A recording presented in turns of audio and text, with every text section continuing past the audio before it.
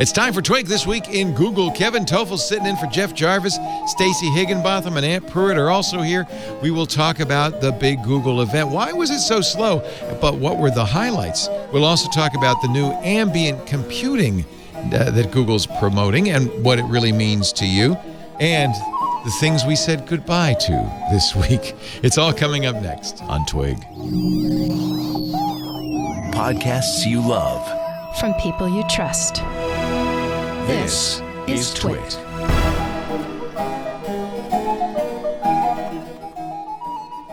This is Twig, This Week in Google, episode 530, recorded Wednesday, October 16th, 2019.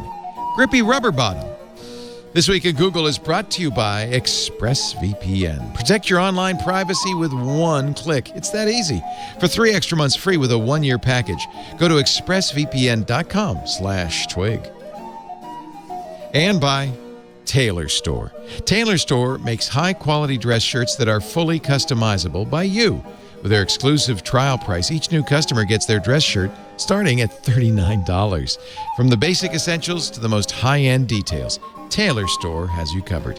Go to tailorstore.com/twig and use the code TWIG. And by Worldwide Technology. Worldwide Technology's Advanced Technology Center is like no other testing and research lab, with more than $500 million worth of equipment, including OEMs like NetApp, and it's virtual, so you can access it 24/7. To learn more and get insights into all the ATC offers, go to www.t.com/twig. It's time for Twig This Week in Google. This is going to be the apology show. Stacey Higginbotham is here from Stacey on IoT, Giga Stacey. Hi, Stacey. You're wearing your lovely Balkan peasant blouse today. Yes. I decided to color it up this time. Beautiful. You don't look like Princess Leia. Oh, well, I can't remember who did the photo, but I have to. We're going to show it. It's so amazing. Aunt is also here. Aunt Pruitt. Yes, I am. He is our guy, hands-on photography, and a brand new show coming soon. Coming soon. Do we have a tease for that yet that we can play? Not yet. The tease will hit. Not yet. Tomorrow, I think. Hey, I recognize have a show tomorrow. Yeah. I recognize that sound. That's Kevin. The laugh of Kevin Toffel. The tired laugh of Kevin. Tired laugh of Kevin. Kevin, about Chromebooks.com, former Giga Omer like Stacey. And filling in today for Jeff Jarvis, who's on the road. Zeev Zoolander, after last week's episode, where Stacey really looked like Princess Leia. She had her headphones on. She was wearing a white down jacket with a big high collar. And we were talking about how Ant really is the Bob Ross of photography, and if he only had a giant curly hairdo, it'd be perfect. So Zeev did a little Photoshop with Ant retouching Stacey. That thing is gold. It's awesome. It was fantastic. I really appreciated it. Nice job, Zeev Zoolander. This is in our Twit forum at twit.community if you want to download a copy. And I think Ant tweeted it as well. Mm-hmm, I did. Here's a happy little tree. Exactly. Right? Don't you think Ant kind of is the Bob Ross of Twit? I mean, kind of think, yeah. Yeah. Oh, man. You're a warm, relaxing. That's a good presence. thing. Yeah. You're forgiving. He's calm. You're just like, it's all good. Yeah. He makes happy. everybody just feel better. I do love trees. Try to just relax when I'm editing photos, so maybe I see where you can make that equation, but that's what hands-on photography is going to be. Mm-hmm. And I say, I told you, make it Bob Ross. We will have with some that. editing segments of my shots and even some of the listener shots on hands-on photography. And I think Nice. Ooh. Puffy. Can I send you shots and Yes, have you you may. add puffy clouds? Puffy little clouds, yes. Happy little trees. Happy little trees. I know what you're dressing as for Halloween. That's all I can say. So I do, and they were castigating me in the forums because we got a little heated last week, and I stomped all over Stacey's many brilliant thoughts because I was long-winded points. No, you're thoughtful, and I'm just loud and obnoxious. So I apologize, and I'm going to stay out of your way today. It's going to be a very different show Right. this week. Oh, We'll I don't go know if we're ready for this. Different. I should also point out that I'm going to be gone for a month. I won't be back here till November 20th. So, So these shows are really going to be this is different. it. And I wonder how relaxed I'll be when I get back from vacation. Probably pretty relaxed. Somebody says they want you to be the Bob Ross, not the Sam Kinison. Oh, man.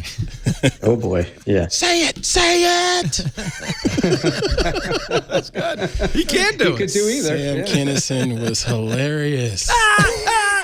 So yesterday we got up early. I got up early, and I did. watched the event. Jason Howell, weren't you there? I think I was. You just don't remember? I think I was. This all feels familiar for some reason. A lot. Yeah. A lot of people were disappointed with Google's event yesterday. They said it was boring. Why were they disappointed? Is it because we already knew what was coming? It'd be hard for Google to get any excitement going about, hey, and it's got 2 cameras, like everybody knows. So maybe that's it. I thought, It now, was, go ahead. Yeah. It was because of the leaks, everything was known. And you knew right up front that they were just going to own it, because as soon as Rick Osterloh got on stage, within about a minute behind them, he said, we're going to talk about new products today. And they showed the entire lineup right up front. They didn't hide it.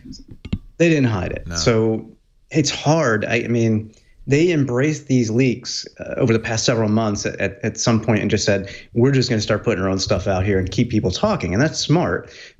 But that's makes for a very challenging event to have the excitement. And I will say this.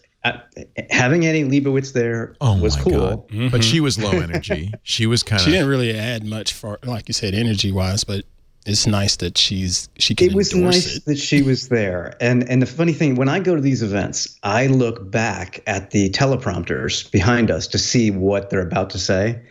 So during the Annie Leibovitz segment with Lily Lin, and I know Lily from working with her, she's in PR at Google. She's fantastic. Poor Lily. Oh, poor Lily. I was felt feeling bad for Lily. I was feeling because for her. Lily had questions that were better questions than she asked, but because Annie was kind of zigzagging around, rambling a little bit, it didn't work. Those questions didn't work. So Lily made do, and she did a great job given the situation, in my opinion. And She's it's not a a pro. knock against Annie Leibovitz. I mean, she's a fantastic photographer. It was awesome to see her there, but a little low energy, and that didn't help is all I'm going to say. Yeah, I was also disappointed. You didn't suffer this because you at least were able to see the pictures over Annie Leibovitz. But those of us watching on the stream, they kept cutting away from the pictures to Annie and Lily. So we didn't really, now fortunately TechCrunch has many of these pictures, but we didn't get to see the pictures anywhere. Oh, what To a the- shame. They yeah. were fantastic. They looked great. Actually, That- there's just one picture, unfortunately. But Oh, what a shame, because she Yeah. got great pictures of Megan Rapinoe. She got pictures of people I don't know, but they just Scientists were phenomenal. Oh, she had some Yeah. Rapino Oh. shots? Oh, man. Yes, 2 of them. Didn't see They that. were just, honestly, they look like she just used whatever DSLR or whatever equipment she normally uses. They were that good, and they were taken with the Pixel phone. although somebody did point out, you could give Annie Leibovitz, it's anything. a pinhole camera. It's like, Right. it's like saying, look, Ant can lift this bottle. It's so light. And it's like, well, yeah, because he's. So I wish I would have loved to have seen those images. You know, the one I wanted to see was of and Annie Leibovitz talked about it, of the cadet, the military academy cadet, and Citadel. the boots, or Citadel, okay, and the boots she had worn all 4 years at the Citadel. And That's a we story. saw it for a second, and I would have really liked to have. That's a story. Photography is about the story. It's not about the megapixels. She's so good. I Wait, feel bad well, for hang Ivy on one Ross, second. to be honest, as well. Ivy Ross, I saw a bunch of twerps, for want of a better word, on Reddit saying when that old lady came out, she seemed so unexcited about the Chromebook. They didn't know who Ivy Ross is. Wait, who's Ivy Ross? Industrial design. She's Ah. she gave Google the material aesthetic. She's the one that's put fabric and everything. yes. She's their head designer. Got it. Yes. And I a do know. legendary designer. You know, I would say she's as well known in design as Annie Leibovitz is In photography. in photography. But if you don't know that, you were like, why is this woman talking about the Chromebook? And they said on Reddit, she doesn't even seem like she's excited about it. Some people, when they're nervous, their energy goes down. Not everyone is a showman or showwoman on stage. Yeah. You know, they're passionate And about I actually their product. honored Google for bringing it. You know, sometimes companies to get women on stage or people of color on stage will find they were like, is there anybody like get that intern? Right. But I honor Google for bringing out their head designer to talk about the Chromebook. Right. Yep. That's what it should be. It's me, subject matter expert. Yeah. Oh, please Hey, don't. Hey, We don't need those words. Before we Kevin. move on, I actually found on the Google blog a listing with a link to Annie's photos. Oh, good. Oh, nice. On line 24 in the notes, you can take a look, and there's a link in there. Oh, hallelujah. If you scroll down, and you'll see that cadet picture, for example. Yep, that's the link. Full collection.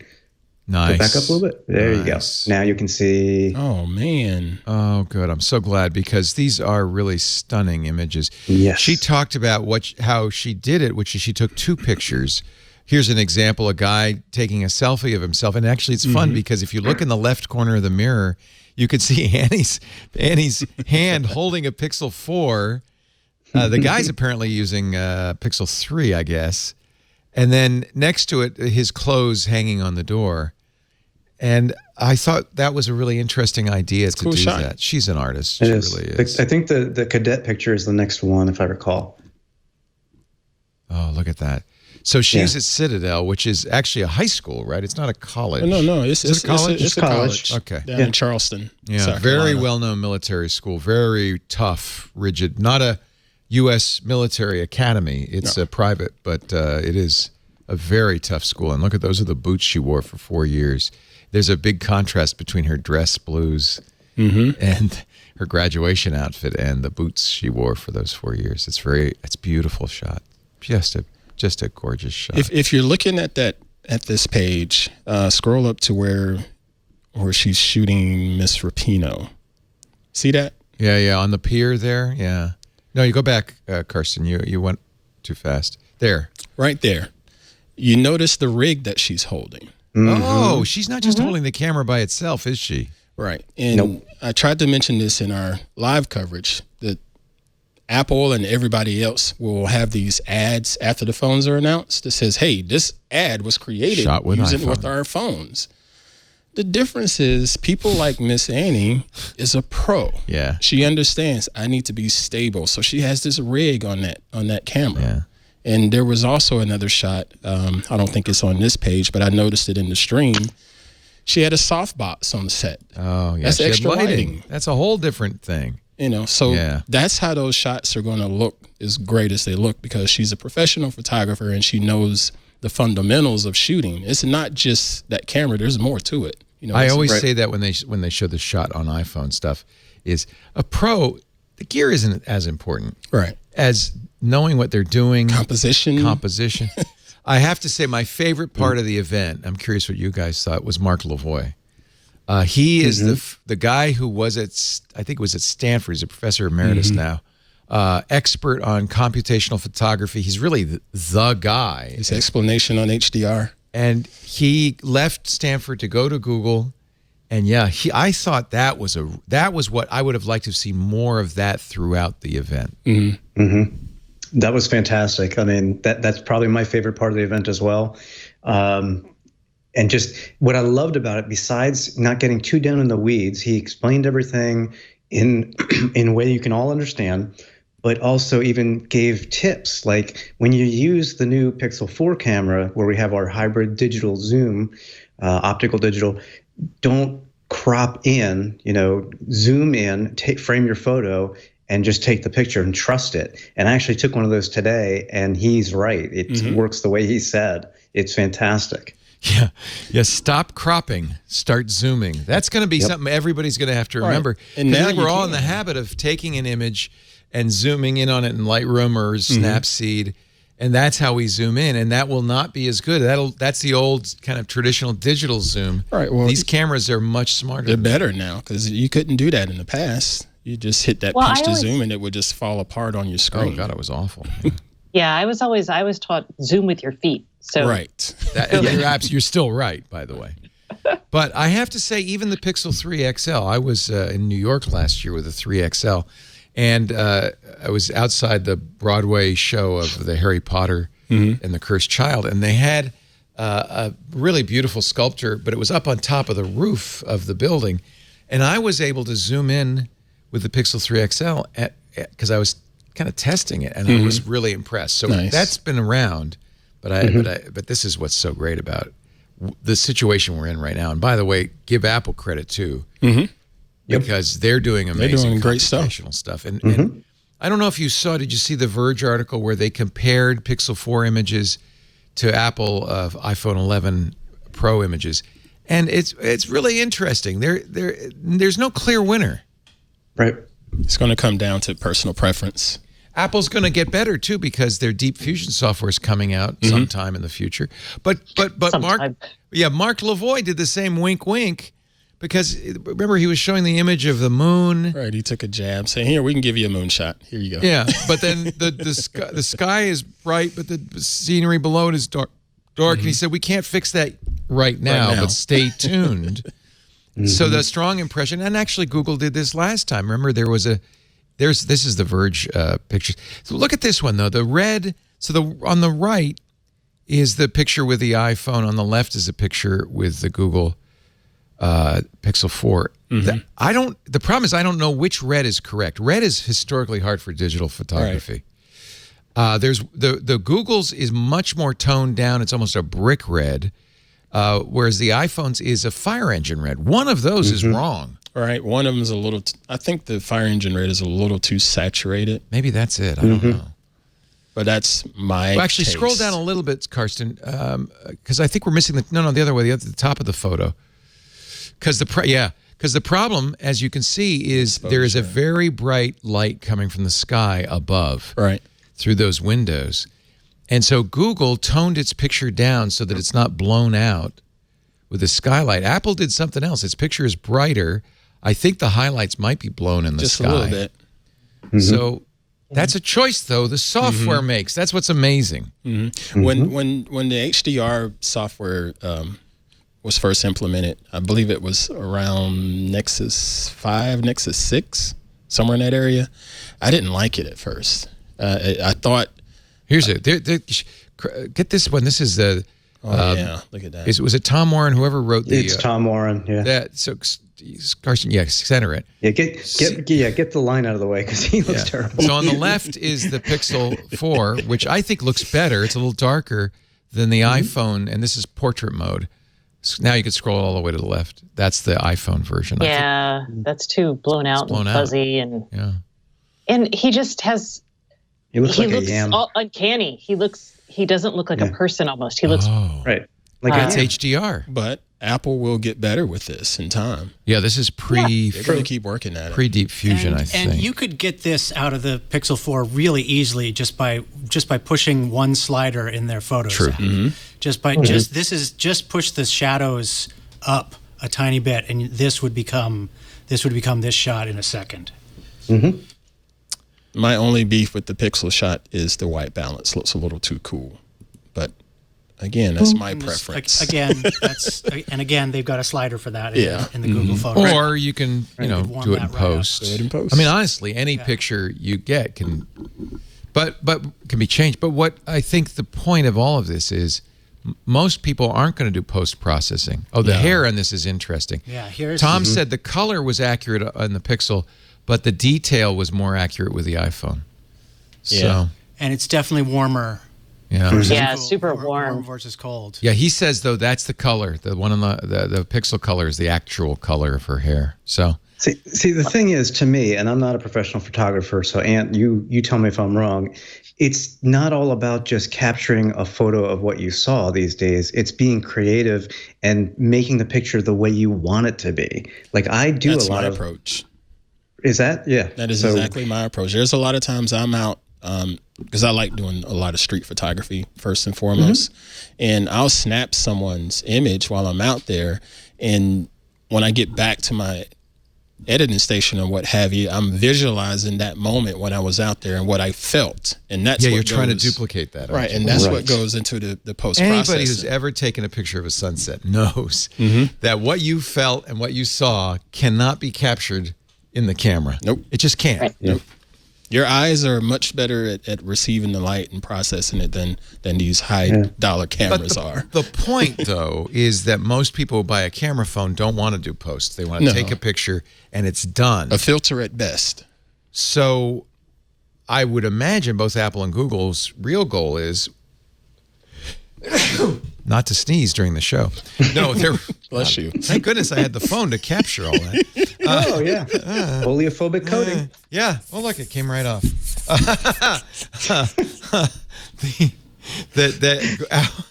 Apple and Google's goal is to make it be, this is the we call it IQ, image quotient, that this is the best, out of the box, by itself, without any post. This is what real people want. Regular people. And I presume they focus group it and all sorts of stuff. I don't know. Samsung does a lot of post processing in camera, and a lot of people hate what Samsung does with their images. So would now be a good time to show an unedited photo from the Pixel 4 XL? One that somebody named Kevin Toffel might have snapped. I'm not naming names. Yeah, let's see it. Do you have it, Not Karsten? naming names. Karsten's I have a link there for let's see, where is that? I can line 42. line 42. That's the easiest way to find things.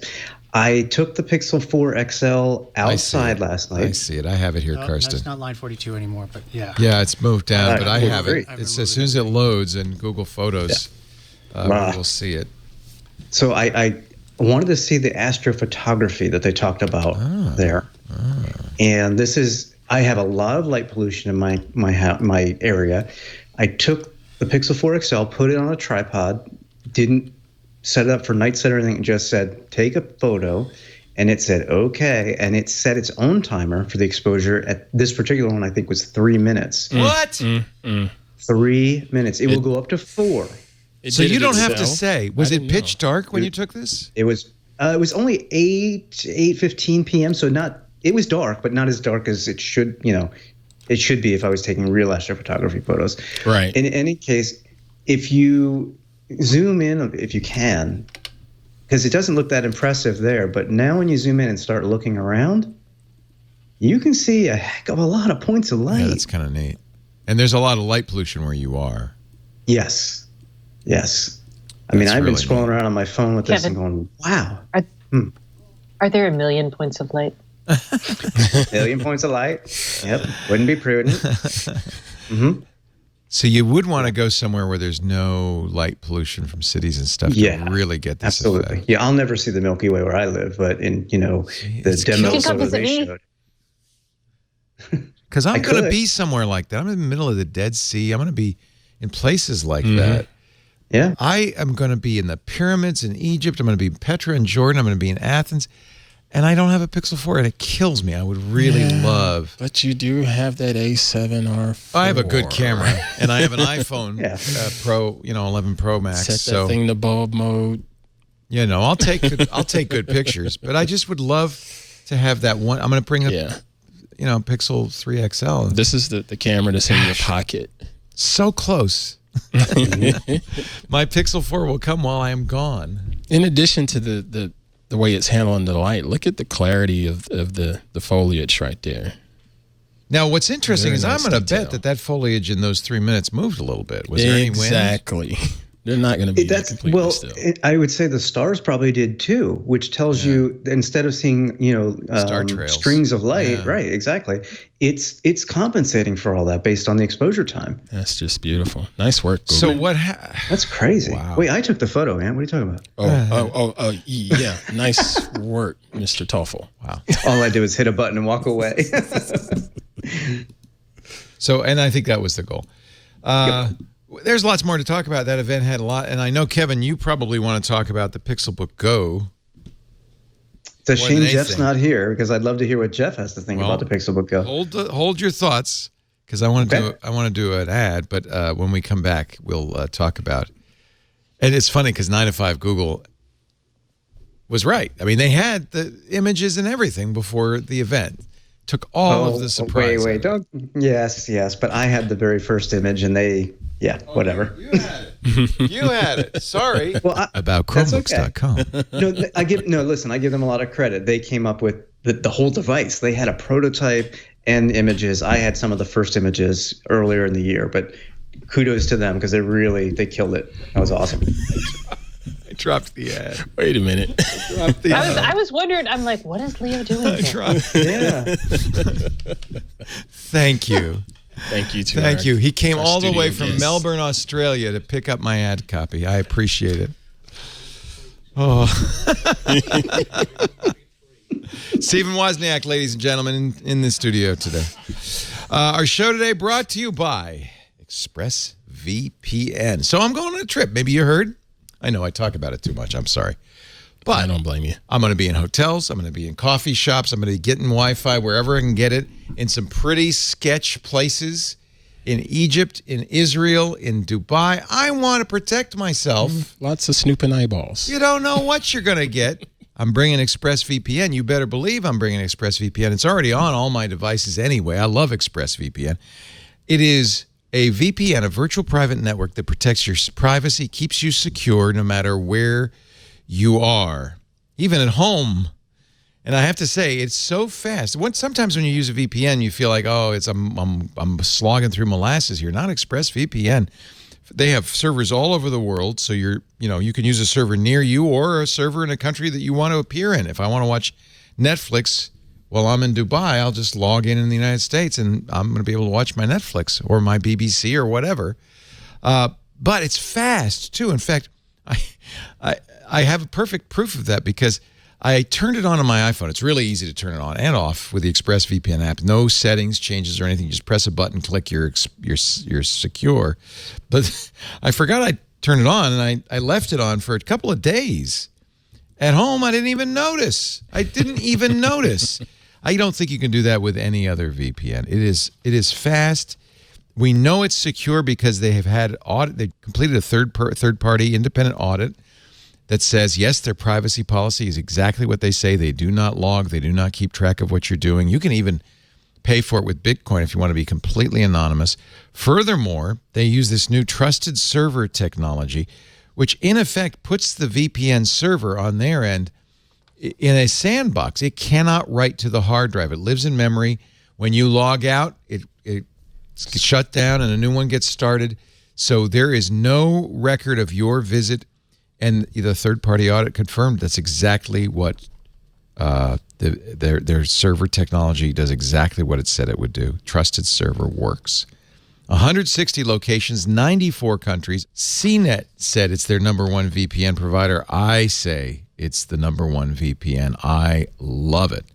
30-day money-back guarantee, so if you're not 100% satisfied, no charge. Internet without borders, internet that's secure, internet that's anonymous. This is what you're looking for in a virtual private network. ExpressVPN. I want you to try it with a very nice deal that brings it below $7 a month. Less than $7 a month. Right now, if you go to expressvpn.com/twig, you'll get 3 months, 3 additional months free when you buy a 1-year package. That's the best deal. 3 additional months free when you buy a 1-year package, and you will want to. But as I said, you got a 30-day money-back guarantee. expressvpn.com/twig. Do that, TWIG, because then they'll know you saw it here, and that's good for us. We really like these guys. Express, really a good company doing a great job. It's the one I use, the one I recommend. Windows, Mac, iOS, Android. You can even put it, Linux, yes, you could even put it on your router. Which I think is a really good way to use a VPN so everybody in the house is safe. They have a VPN for your Wi-Fi router. expressvpn.com/twig. They really know what they're doing. La, la, la, la, la. All right. It has that funny, grippy rubber bottom. And I'm not talking about Ant. I'm talking about the Pixelbook Go. You nailed it, right, Kevin? Everything you thought. Well, yes, because I had been tracking the baseboard that's inside there called Atlas for about 18 months. Oh, wow. And I bring that up for a very specific reason, and I'll get to that in a few minutes. Okay. I wrote a post about 3 months ago, maybe even 4 months ago, because based on what I was tracking, based on the code commits I saw for Atlas, and based on Geekbench benchmarks, I wrote a post saying it may not make sense to wait for the next Pixelbook. Oh. And I didn't. I bought a higher-end Acer Chromebook Spin with 16 gig of RAM for much less than Google is selling this for with 16 gig of RAM. The Pixelbook Go is not for me. Who's it for? Well, that's the question. It doesn't have a pen. It doesn't have a fingerprint reader. Nope. It is just as expensive as a Pixelbook, right? It's pretty much, the high price spread. It is, because you can go up to $13.99 and get the 4K screen and 16 gig of RAM and a Core i7. Wow. I have a couple issues with this. First of all, I think, and I will be talking to Google later this week, actually, and I'm going to ask this question. I don't know if they're going to answer it. Did the plans for Atlas change? Because there were a lot of early code commits that showed that it was going to have faster storage with NVMe. That was yanked. It's all Do you really eMMC. think you'll get an answer to that? All I can do is ask. I don't know. I suspect it was changed because there are several high-end Chromebooks out there that cost less, give you more performance, and they weren't there 18 months ago. They're available now, obviously. So what Google basically did, in my opinion, well, not even my opinion, I mean, it's a fact that they took the guts of the Pixel Slate from a year ago, repackaged them into the Pixelbook Go, and made it a clamshell. And yes, they reduced the price because with the Pixel Slate, you had to pay an extra $150 to $200 for a keyboard, right? So, right. The $999 I paid for a Core i5 with 8 gig of RAM, and then I paid another $200 for a keyboard. Obviously, this comes with a keyboard because it's a clamshell. It's a laptop. Right. But if you look, and I don't know if we have any images, if you look at the Pixelbook Go from the side, I have a Pixel Slate here, and it looks just like this from the side. The USB ports are in the same spot, everything. So all the guts of the Slate are in here. Yeah. The display is here too. They removed the display and put in the new Hush type keyboard on top of where the display was and added a display for the clamshell and called it a day. I'm just not overwhelmed by this decision, but I get it because there's perfect picture. That's exactly what the Slate looks like from the side, the base of the Pixelbook Go.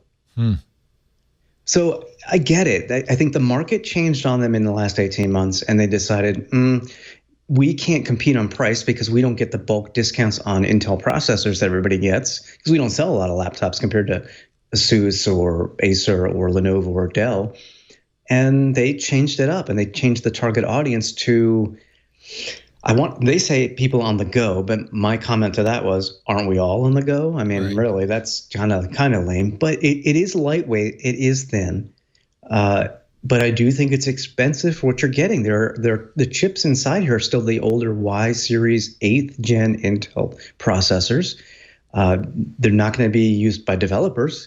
Not going to be used in enterprise. Not with these. The Stadia folks want this?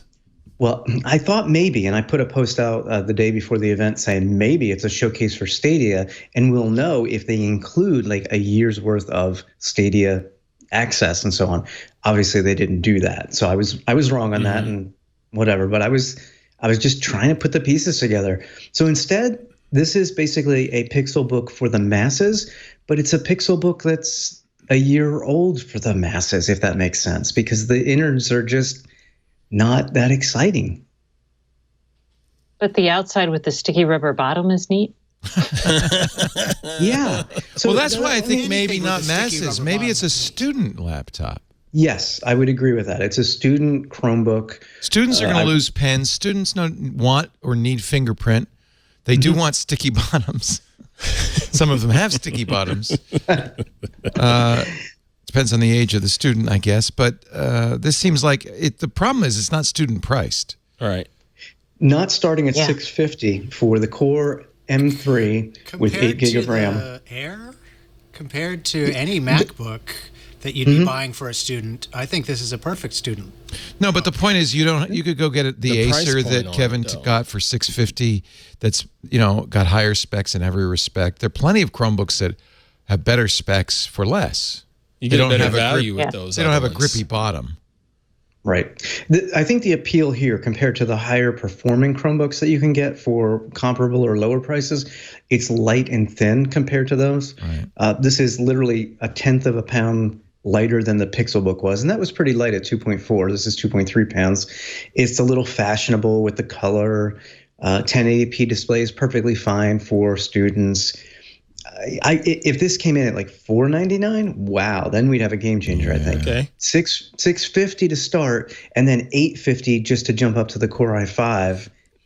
I noticed during the keynote they didn't mention the price of them. I had to wait until the keynote was over and look it up to see the price, and I was really disappointed to see that i5 pricing. And that's with 8 gig. If you want 16 gig, now you jump up to at least $999. And then if you want the 4K display, that is only available on the Core i7. So you have to pay for the i7. So you have to pay $1,000, right? Right. And then you you're have at a to pay MacBook. Right, $13.99 at that point with 256 gig of storage. It's just I think they kind of got pushed out of their own market by their partners, quite honestly. Well, that's because Google isn't a hardware company. I mean, and they were trying to. We'll get to that, I'm sure, but a lot of people I talked to didn't really disagree with me, and it was almost as if they put this out because it was expected to have a Pixelbook, so they just met their timetable. They were expected to have a Pixel Watch too. They didn't bother with that. Yeah, I wanted to watch. The expectation doesn't necessarily mean they're going to do it. The good news is for Chrome OS, there are a lot of companies making Chrome OS devices. Yes. It's Google's can declare victory. They don't need to make them. No. Of course, that's true of Android too, isn't it? Mm-hmm. Why do they keep making phones? Especially, and I saw a lot of people complaining about the price. The Pixel 4 is a fairly expensive phone. I really think their focus was much more on design this year than any year before. For the Pixelbook. For the Pixelbook Go, for the Buds, for the 4, all of their products. That is why they brought out their lead designer, Ivy Ross, to talk about the Pixelbook. They really told us a design story this year rather than a specs story. But really, what is this? And that's... Go ahead. Well, that's what Apple's done for decades. So if you look at, think about all the times Johnny Ives has come on and said aluminium in an Apple event, right?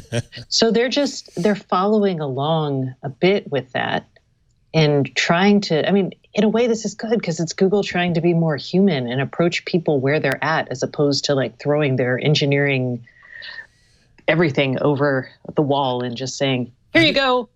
I didn't feel that way about the Pixelbook, as far as you saying they're acting human. I felt more that way when they mentioned the Nest information and how they work with the mics and making it feel more comfortable in the home and making home feel a little more natural to have technology in there and giving you that dream world of the Jetsons where you can just speak into the air. Possibly the best thing they announced, as somebody who has a lot of Nest devices, is the Nest Cloud Recording Plan, the new flat rate pricing on cloud recording for as many devices as you have, $10 a month for a 10-day history, $30 a month for a 30-day history, $5 a month for a 5-day history.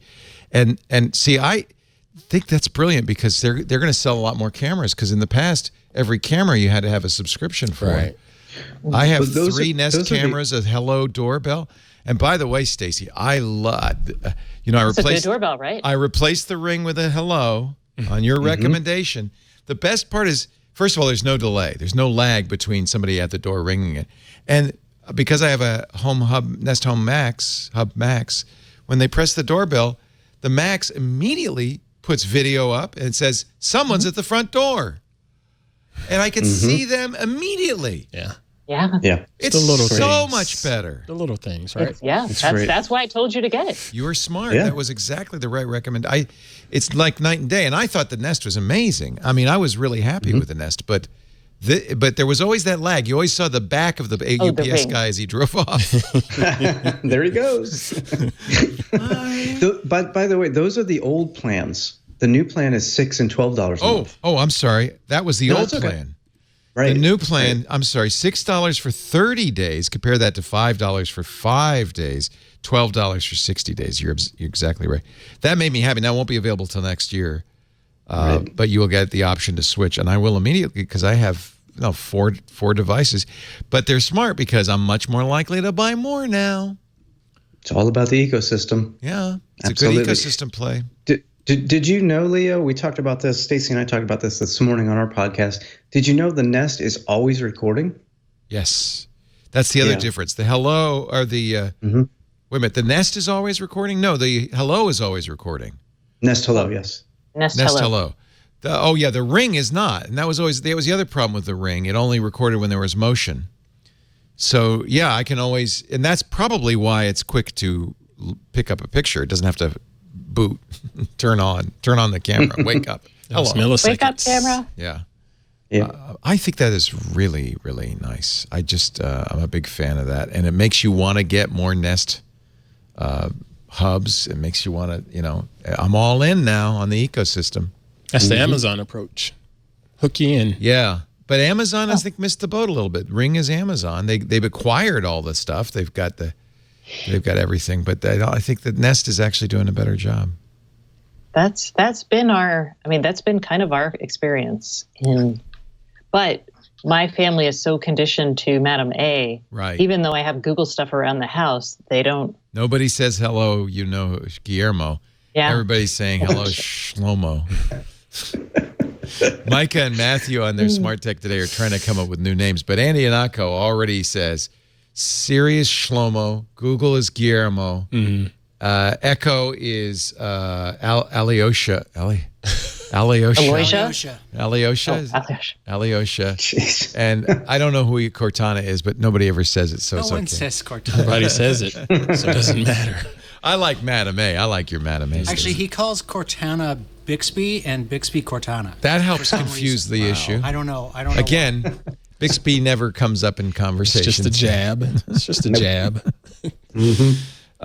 You were talking, Stacy, about new chips. Is this a chip that's appearing in the phone? Well, to be clear, we think it's a new chip. They didn't talk much about it, did they, Kevin? The machine learning chip in the new Nest. Oh, this is in the Nest. This is in the Nest, and I do have one. I have not even powered it up yet. Can I just say I like that color much better than the Yeah. Can I just turquoise say and I the hate Kevin coral? Toffel because he got everything in a All bag. the swag. I guess I should put that Core i7 Pixelbook Go aside and Shut up. Man, jeez. Turn around the new Mini. Doesn't it have a little hook? No, Kevin. it does. It does have a hook. Why didn't they do that from day one? Why doesn't Amazon do that in the Dot? That's so obvious. Yeah. Well, I think because a lot of people are making, third parties are making little holders and all that. And magnet mount. Ooh. I want like a magnet mount. Is that what I you want do? to pop that on my. Well, I just I love my throw Arlo it. cameras because of the magnet mount. Magnet, Because yeah. I can stick it on fridges and banisters. The and all Nest kinds. Outdoor Cam does that. It has you have a mount, but then that makes it very easy to swivel in position. But I just like the idea. I feel like that's a natural thing to do with those little minis is put a hook in the wall, hang it on there. You'll have a wire coming down to the plug, so you have to hang it over a plug. But that's just a natural out-of-the-way thing. My counter space is kind of dominated by Echoes and Homes and it's just it'll Not probably as help fine. you room with for your this. breakfast laptop because I don't have room for my devices. blender anymore. It'd my probably breakfast help with the acoustics as well. I would think for music. Oh, good point. Hey, how does it get sound? this Have you kinda- played it? Have you Am I the It's only not person making that any doesn't sounds. expect these things to plug sound it great? in, dummy? I have been on the go like you would not believe. So they said better sound. They said twice the bass, whatever that means. What does 2x base mean? Feels like twice the base. I can't really say. I don't know. Is it twice as loud? Twice as rich? What is it, like 3-inch speakers inside of these? They can only sound so good. Bass, yeah. You know? Well, maybe it doesn't sound good, but it does sound better. The original sounded really not awesome. Okay. Better than always better than the Dot, though, right? The Dot was the worst. Yeah. I don't listen to music on the Dot, so I'm like, sure. The Dot got better with their newest Dot got a little better and a little bit more. I'm still on the original Dot. That's the Echo. Yeah, they're whatever the Dot 3, whatever. Amazon, if you give the original back to them, they'll give you like $5 credit to the new one. Trade-ins, yes, trade-ins. They have trade-in. Yeah. Yes. So Kevin, plug it in. I want to hear it. Just put them on the spot. Why don't you? All right. Yeah, I want to hear. I want to hear if it's got 2x bass, whatever that is. I don't know. I can tell you that I'm very impressed by the color, but these mesh coverings. Did you happen to notice that they talked about they are using recycled plastic bottles? Yeah. So one plastic bottle makes 2 mesh covers cool? for the Isn't that Nest. nice? Very nice. That's so good. They really emphasized how they're buying carbon credits. They're zero emission equivalent. So this is part of the grand trust strategy, and we'll talk about this when we start talking about ambient computing. But this is part of the we're not evil. We love you. We love the environment. We value what you value. Yeah, so does GLaDOS. Yeah. 150 million. In investment in renewable energy. You know, when I think this is actually important because when I think about Stadia, all of the work for gaming in Stadia is done on Google servers out there somewhere. Lots That's of juice. nice. There's no heat. There's no, you don't have to pay attention to it, your electric bill. But somewhere there are massive gaming machines. Yeah. Somebody's paying. And somewhere in North Carolina, there's these giant farms. And I honestly think that, we've done it in so many ways in our lives, but that it's doing us a disservice because we're getting disconnected from the actual cost, the actual energy cost of what we're doing. And I just think if all these people subscribe to Stadia, they're going to have to build more and more centers and network operation centers. There is a point at which it won't make sense, and then we'll start seeing, and this is why we're talking about like computing going to the edge very broadly, is because right now, if you look at the data generated by things at the edge or things trying to consume data, CDNs happen because we were trying to consume data, so it moved out. We'll see that happen probably with Stadia. And in theory, you're going to move those operation centers somewhere where it's renewable energy, it's hydro because that's cheap. Right. Yeah. And in some ways, it's awesome because Google and Facebook and Microsoft have invested a lot of money and intelligence in creating the best performance per watt. It's in their interest. It's in their economic interest. Yeah. So if we're all running these, it was kind of like Bitcoin mining when all these people were running crappy Bitcoin. Right. You're like, no. It's too much cost right there on the energy side. Let somebody who knows what they're doing do it. Which is worse, 1 million Xboxes or 1 million people playing on servers? I'm pretty sure. I'm pretty sure Google is going to spend a lot less money on their machine than I spend on my. Stadia launches November 19th, 9 a.m. Pacific time. I did buy the Founders Edition. Oh, you did?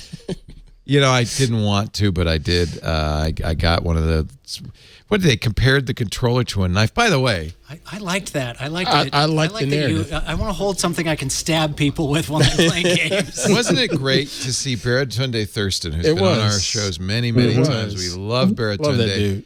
And I guess Google hired him to be, kind of a pretend journalist in their videos for all this stuff. But he was so good. He was good. It was really nice to see him. Yeah, I really liked seeing him. I did like the narrative about the controllers, because if you think back to the NES and how that controller was just a flat rectangular device, and it felt horrible trying to play games for hours on end, and how they went through the evolution of the controller's got to be a little more ergonomic, but even the Wiimote was just like a candy bar. Right. It wasn't ergonomic in any way. Right. I mean, It's taken us a while. It has been. We've It's gotten been a there. while. And as somebody who's suffered for gamer's thumb for many decades, I'm glad. Stadia is going to be a challenge for them. We were just talking on Windows Weekly because Microsoft's xCloud, which is a similar idea, is coming. Microsoft's known for gaming. They have a lot of titles. Google has to, I don't know. It's going to take time. Make a deal. You have to buy the title, which is weird. We don't know, but I'm guessing Microsoft's service will have a pass, kind of like Apple Arcade, where you pay a flat rate and you get a bunch of games. Not with Google. You pay the $10 and you got to buy the games, and they live on their server, not on your computer. And that's a good associated cost, right? Don't you think that's fair? If it's, it depends what they charge, but I think they're going to charge $60 just like if you bought the game. Oh, that's so good because Okay, they then, can always resell them and trade. I mean, like they buy one copy, right? Mm-hmm. They're selling you games you don't need a computer to play. They're going to do AAA titles. If you have, it comes with Destiny 2. That's a AAA title. Yeah. That's a high-end gaming title. If you have their controller and if you have a Android phone, an Android or phone, a Chromebook, which is really, I think, or a dongle attached to your TV. All you need is a dongle attached to your TV and their controller, and you can play whatever game you want. At launch, according to Ars Technica, the controller will only work wirelessly when playing via a Chromecast Ultra on a TV. So you'll have to wire it for your phone or your Chromebook.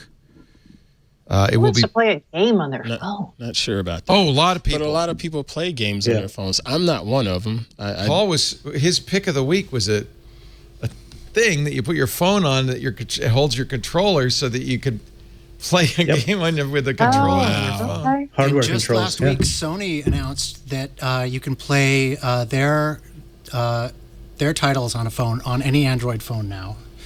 Huh. What? Yeah. Do you have to have a PlayStation? You have to have a PlayStation, and I think it works. I think it works with their version of xCloud, Stadia, whatever, the PlayStation Go. PSN, I have to ask some hardcore gamers because I don't know.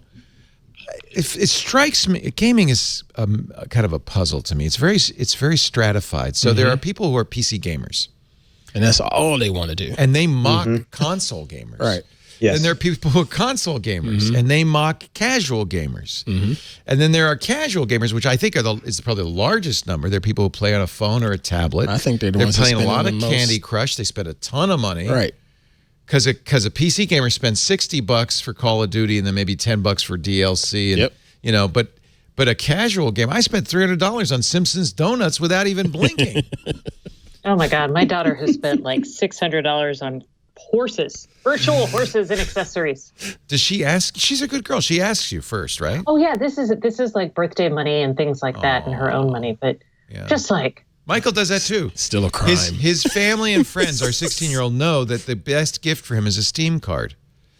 And then oh my gosh, buying a Steam card for someone is just or buying any Steam-related stuff other than the card is ridiculously difficult. No, we let Michael buy everything else. He gets the Steam card, puts it a credit on his account. And I see all the Steam charges go through my credit card, and I see them on my email. Right. Every night I go home, Steam. So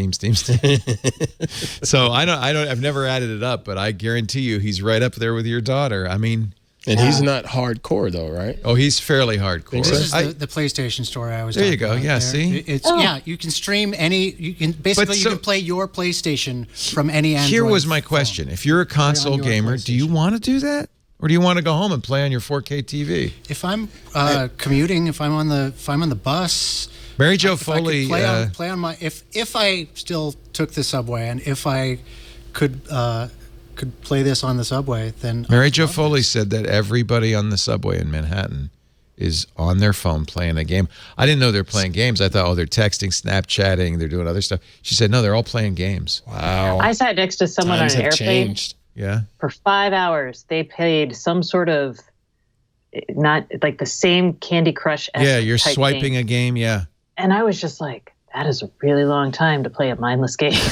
But that's the whole point. It's mindless. Right. You're stuck in that tube. That's the game that she plays. Lisa plays a game where there's candy and there's swiping. It's like Bejeweled or Candy Crush, but with a little wizard guy, and there's like little candies. It just takes you away. It's actually a fun game. I've played it. And then she also plays Words with Friends.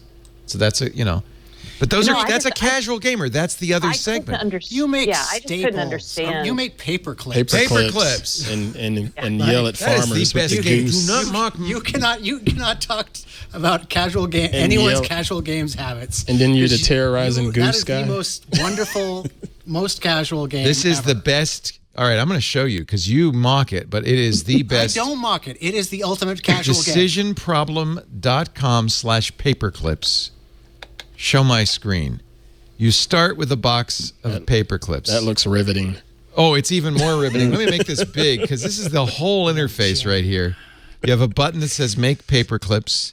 You could set the price. You can raise or lower the price per clip. You can eventually buy marketing. Let's make a paper clip. Look, we made a paper clip. Now we're going to make another paper clip. Now we're making another. Okay. Oh, boy, I'm making the clips. Making clips, clicking. I've made so many clips. Okay. What is happening? Why is this happening? Okay. You know what, Stacy? I defy you. I asked that question myself. Download this game on your iPhone or your Android phone or go to decisionproblem.com/paperclips. It's free. And just start. I'm just saying, I defy you to play. I'm shocked. It gets more complicated. It gets so intense. Let me show you. You use up the entire universe. It's wonderful. I have done that, and I will show you.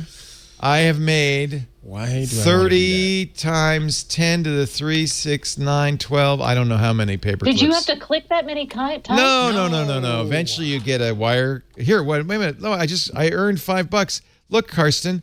I can buy an auto clipper. It's zoom out for $5. Oh, okay. Now I got an auto clipper. Totally like this game. And then you're now I can a tycoon. You eventually generate an artificial intelligence which makes the paper clips for you. But then what happens is you forget to tell the artificial intelligence once you've made 1 billion paper clips, you can stop. So it eventually consumes all the resources on the earth and turns them into paper clips, at which point the AI says, well, we must explore space. So it sends out drones. Eventually, you consume, as I have here, the entire universe, and there's nothing more to do. You've actually turned the entire universe into paper clips. So there's a problem with that. There's nobody buying paper clips. It's an old AI thought. One problem with that. Okay, so the problem is not the AI. The problem is no one's buying. It is actually a well-known thought experiment in artificial intelligence. Yeah. If you don't tell the AI to stop, it will optimize for making paper clips. And AIs are good at optimizing. That is brilliant. I give you that. But I'm not going to play this game. Oh, it's so much fun. So while you were making paper clips, I was connecting and setting. I hooked it up. I knew that. I was stalling. Let me do an ad, and then when we come back, we're going to hear the mini. And then I do want to talk about whatever this chip is in the Nest that you're talking about, because Stacy's our silicon guru. Well, it ties back to it'll tie back to ambient computing, and I don't have the silicon, I don't have the block diagram, so I don't know what Let's do ambient computing. Can you talk about that? 100%, and so can Kevin, so we'll get there. But first, I'm going to show you my shirt. My Taylor Store shirt. I love this. Flamingo. It's got flamingos on it. Isn't that great? This is going on the cruise. Nice. This is going on the cruise. This is from Taylor Store. Folks, if you don't know yet about Taylor Store, go to taylorstore.com/twig.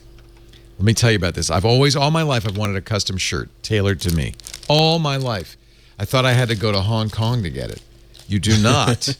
Taylor Store, it's a great Swedish company, so we know I just love the Swedes. They come up with great stuff.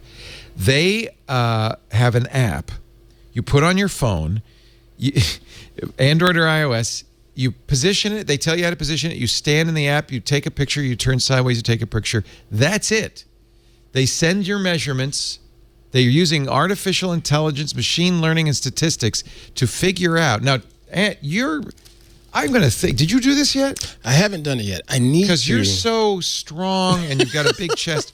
I want you to do it because I want you to see if it'll work for you. Yeah, I would be a good test. I have I have a kind of a normal body, and it worked out of the box. It fits. My best, see, he's going to be a challenge. I think it's going to be a good challenge. We're going to see.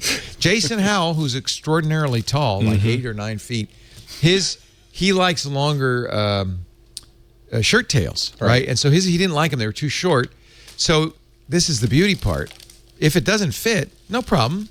They said, fine. Oh, we'll make another one. You keep that one or donate it or do whatever you want with it. You don't even have to send it back. So cool. You don't even have to send it back. The other thing that's really fun, now you can get some kind of standard shirts.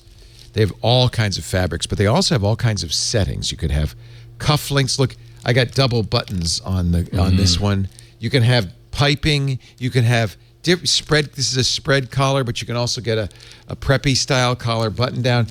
Like 100 different options. You get a pleated back. So you can get the exact precise shirt you want. That's awesome. You can choose, if you're not the kind of person that likes to do that. I actually enjoy it. But if you're not the kind of person that wants to do that, because I like the paperclip game, so of course I enjoy it. You can also get some, like standard shirts, but they're going to fit. They're going to fit beautifully. And this perfect fit guarantee takes away all the risk in ordering. It's not even like you package it up and send it back. You just keep it, and they'll send you the right size. Oh, another thing, I have to really admire them. So they're Swedish. They're very conscientious.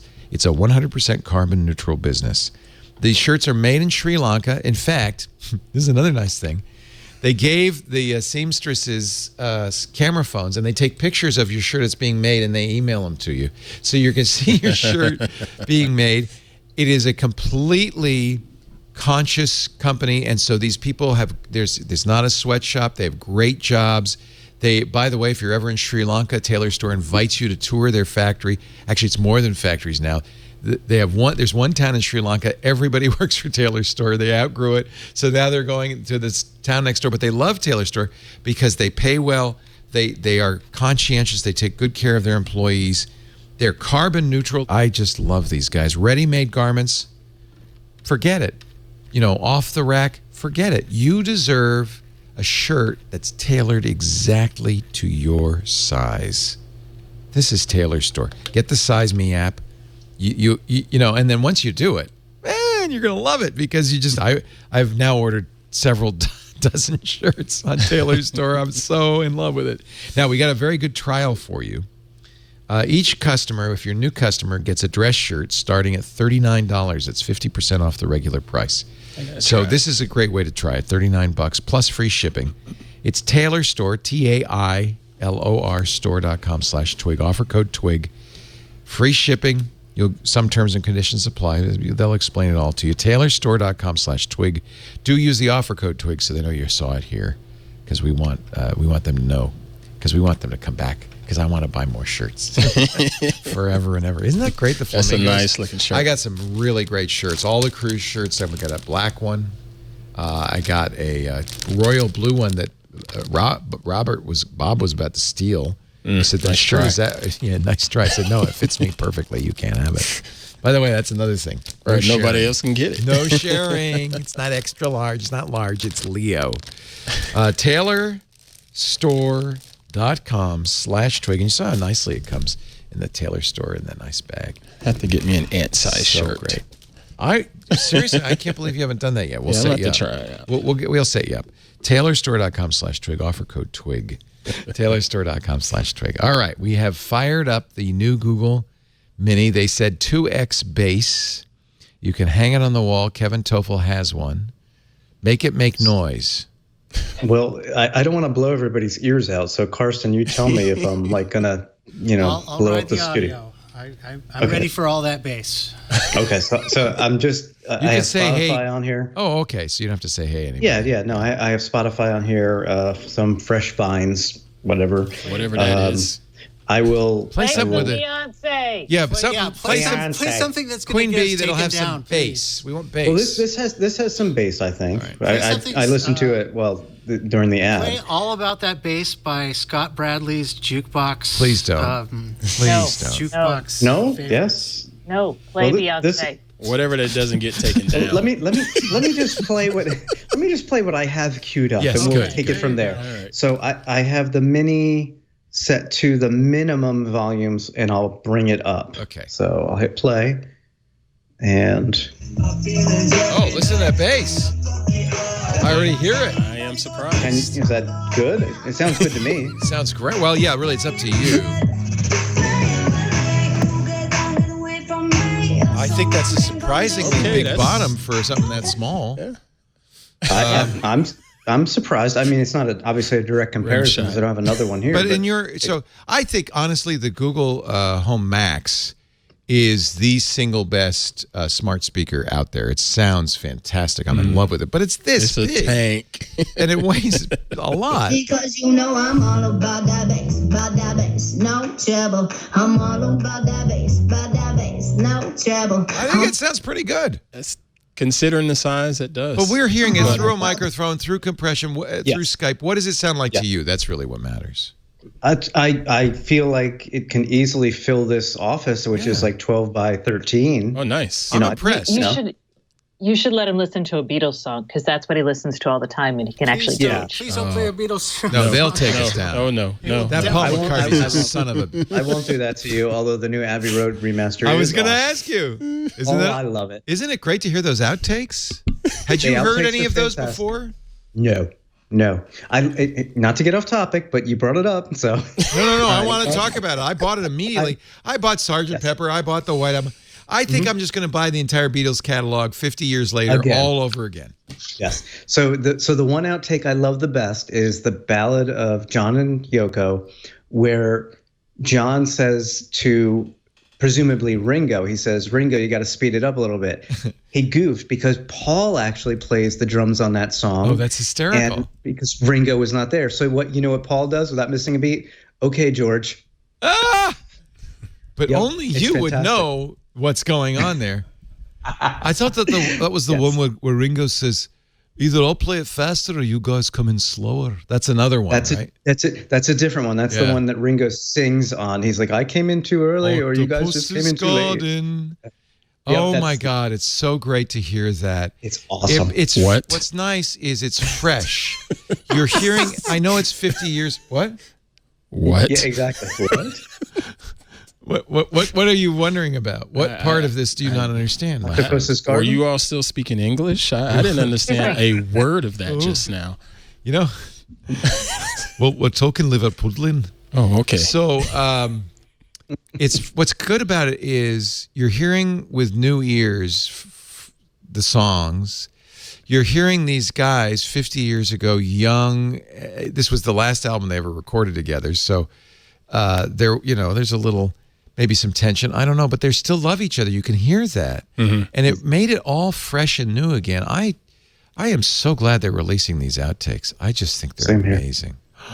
They're not outtakes. They're additional takes of the same song. Correct. Yeah. So you can hear them doing Rocky Raccoon and kind of, or Obladi Obladak, and kind of getting it closer to the song. It's just, I want to hear more. Hearing the creative energy. Same.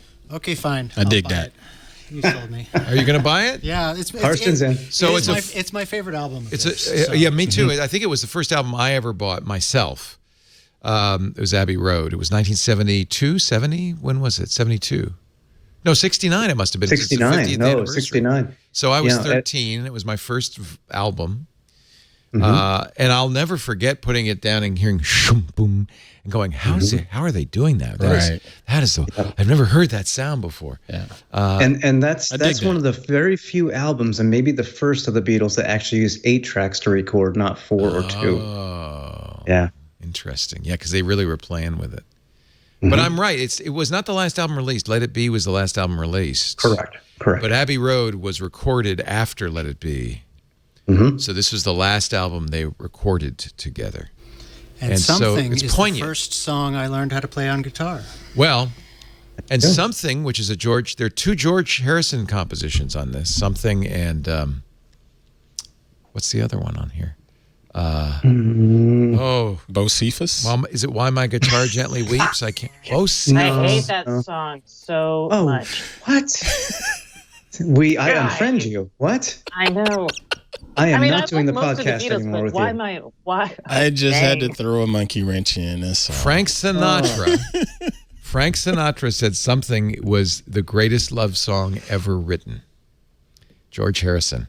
But this was late. In fact, I love the text in the book because Paul kind of refers to that. He talks about Here Comes the Sun. Here Comes the Sun's the other one. Bingo. And that Bingo. is perhaps It's really the best beautiful. George Harrison song. it's a beautiful Yes. song, and hearing George Yes. play it in the take 4 In or the whatever demo, it is. there's a demo The of it, demo, I that's believe. right. It's really Yes. good. So what you get is 4 discs and a great book. I think the book is worthwhile, but you get 4 discs. Disc 1 is Giles Martin's remix. He's George Martin's son. So one of the things he's been doing with this project is taking the masters and remixing them in stereo according to the notes. A lot of times the stereo mixes, I don't know, this late in the game, maybe this is not the case, but in early Beatles, the stereo mixes were not done for the British market. They were done for the U.S. market. And they were done really They were poorly. terrible. They were awful. They're awful. They're terrible. They were just thrown out. Oh, these Americans, they don't know. They don't know. So, and I don't, by Abbey Road, they must have been doing it in stereo for everybody if they're doing 8-track. But anyway, Giles takes the notes, remixes based on what he thinks was the goal, I guess, right? Am I right, Kevin? I don't. Yeah, no, it was to replicate what the Beatles wanted it to sound like at the time. Right. Yep. And I think the remixes are beautiful.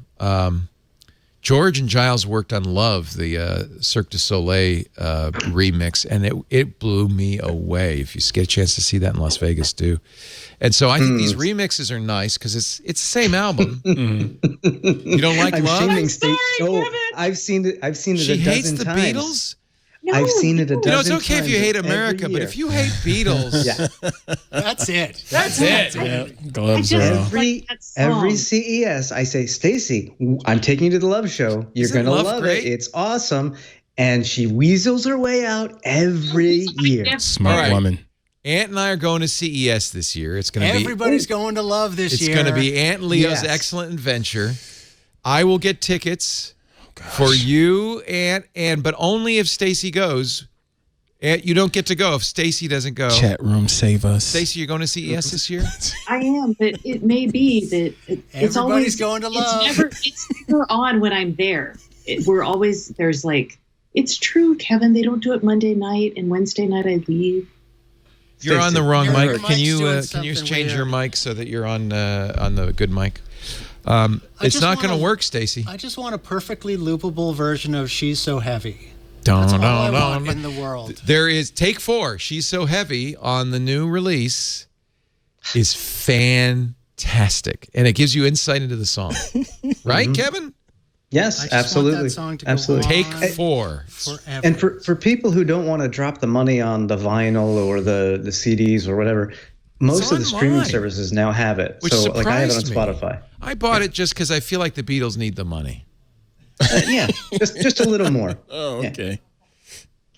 I don't know why I bought it. But I did. Stacey, say something. So Hello, am I Now, better? much You're better. much yeah, better. Yeah. All right. Much better. And you're going to the and Love now Show. say something about Google. Could I talk about ambient computing? How would you First, feel about please. that? Please. I want please. a commitment that you're going to go to Love with us. I've already booked my tickets and my hotel, so if it works in with my Tuesday plans- night is Love Night. Oh, I definitely can say no to that. Can we go to a matinee? Yeah, maybe. Kevin, I feel your pain. I'm seeing Thank what you. you're dealing with now. Thank you. I Kevin- can't go because I'm staying all the way down in the other side of Vegas. It's not other that side of far. Vegas. So Do I'm you not saved. like the Beatles too? I'm saved. Do you not We're like the staying. Beatles? Are we No, staying? you have to do everything. I don't Leo have anything does. against the Beatles. You have to do everything Leo does, Aunt. I'm Oh, sorry. man. Yeah, it's Leo and Ant's excellent adventure. Didn't you see? It's going to be fun. We're going to be joined at the hip. I'm all in.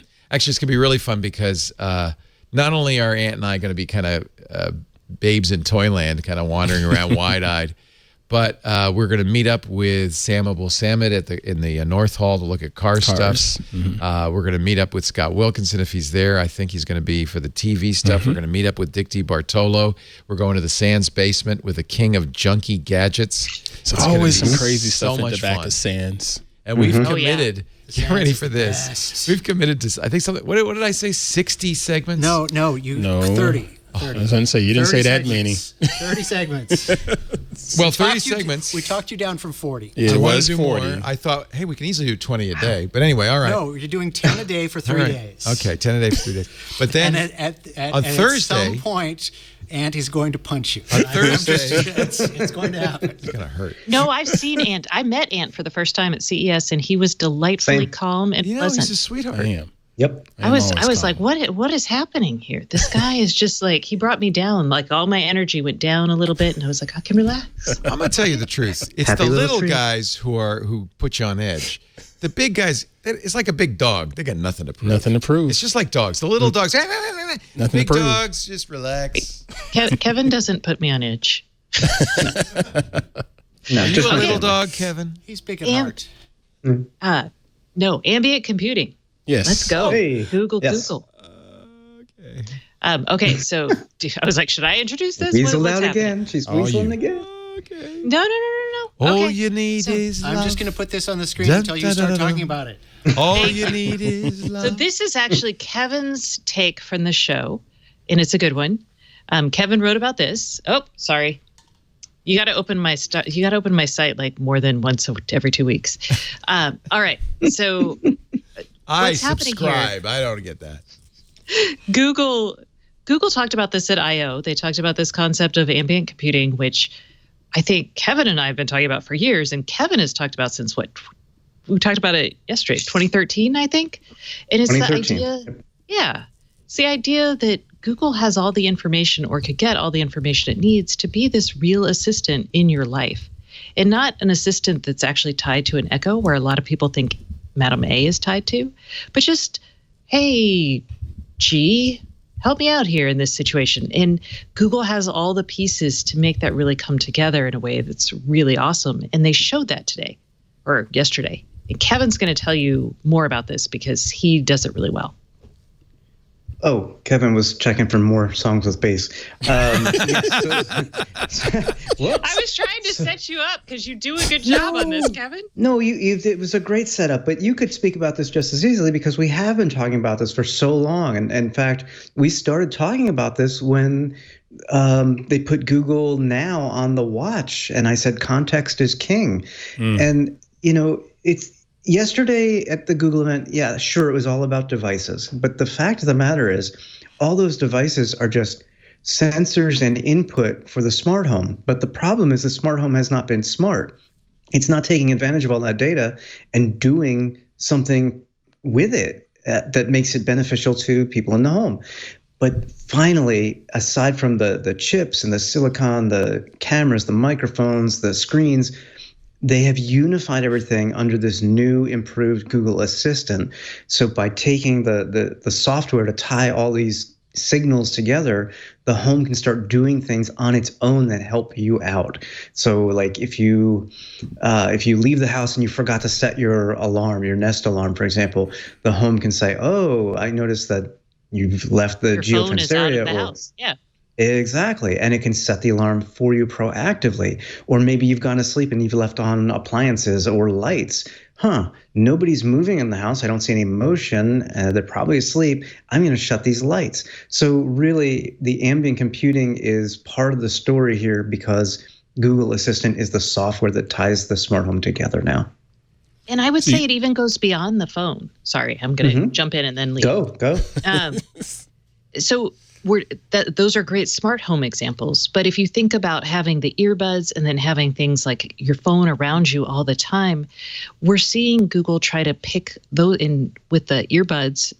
They understand like ambient noise and can adjust sound related to that. Right. So Google's like, the whole idea is making your life easier. And Lord help us, yes, their helpful idea is really great marketing around this. But it really is. It's like, if you give us everything we want to know about you and your surroundings, and we can really make your life easier. You'll think less. You'll have less mental overhead. Wouldn't that be nice? Is that worth? Do you think that trade's worth it? I think we're going to have it like yes and no. And today it's worth it. And I love a lot of things about it. I say no because I think we are moving towards a more surveillance heavy state in the government itself. And having Google or anyone have all of that information becomes a problem. And that's where the no is coming in, because right now I kind of have a lot of distrust around what our government's doing around this data. Well, if you watched the Democratic debate last night, there was a consensus among all, 253 candidates on stage that these companies should be broken up, that they're too powerful. I mean, there were some dissenters, but there was pretty much a consensus that these companies should be broken up. And the thing is, I would like the choice. I would like to be able to bathe in the warm waters of Google's ambient computing. If it's my choice, I want to do it. I want to do it with full knowledge of what I'm giving them, of what I'm trading away. I don't think it's right for government or anybody else say, well, Leo, you're ignorant. You couldn't possibly know what Google's going to do with this. We won't let you. Right. I think everybody should be given an informed choice, but they should be given a choice. That's why I like Google's the way Google is transparency going about this better than anyone. Because I think so. They say they are recording you. They are very upfront about the fact that they are recording everything you do. And here's the page on the web that you can go to delete every recording we have of you. Right. Or just delete last week's, what have you. By the way, Apple's added that now with Siri. You can say delete the recordings. Amazon did it first. Google's doing it now. They're all doing that. You can, with your voice, say delete my recordings. But honestly, Google I don't care if Google saves my freaking recordings. I really fear, and this is the Jeff Jarvis moment. Okay. that thinking about you, Mr. Jarvis. That the fear people have, somewhat irrational fear people have of technology and computing, is going to lead to regulation that prevents this kind of innovation. And I don't want that to happen. I don't think it has to. And like what Google's calling ambient computing, let's think about, remember we've talked about it a couple of times on the show, this concept of ambient privacy, which is with all of this data being sucked up, there is the ability of people and entities knowing where you are and what you're doing in all aspects of your life that could be discomforting. And not because you're doing anything wrong, just because nobody's going to look good if they're being looked at 24/7, right? Through a microscope. So I think what we need to be... Leo, I'm not going there. Not at all. But that's a subjective... I mean, if you feel that way, fine. But I don't want to be told that I can't be looked at 24/7 under a microscope. If that's my choice. The issue isn't that Google's collecting it. The issue is that our government can come along, or an entity that has the power to like detain you or to negatively affect your life in a really tangible way, can come along and use that data for ill. But we're asking the government, that same party, to legislate this. So we are, and I don't think you can't have a. Are they trustworthy or are they untrustworthy? That's the thing. What's the cost? What's the cost that's going to make it all happen? Why should anybody be able to tell me I can't have Google looking up my butt? I think we're talking about two different things. Okay. I'm not saying that Google can't gather this data. If I want to opt in to get this data, that's fine. Good. What I'm saying is we need rules. No. We need rules that dictate how that data will be used and by whom. So we need the equivalent of a legit search warrant. I wouldn't go that far. I would say we need full transparency and disclosure, and then the choice. And it's certainly up to anybody to write, well, here's why you don't want to give them that information and so forth. There's of course, constitutional restrictions, search warrants and all of that. I don't want the Constitution to be undermined. And so the right against unlawful search and seizure should apply to this too. Yes. I'm not saying abandon that. Did you read the New York Times article probably a week and a half ago about people in my neck of the woods using Palantir and other companies to... Palantir's problematic, I agree. But it's not just Palantir. I mean, Google and Facebook have some of the same information. They're just not at this moment making it available as a service to the government, for example. But they could. And so, and this is where it starts.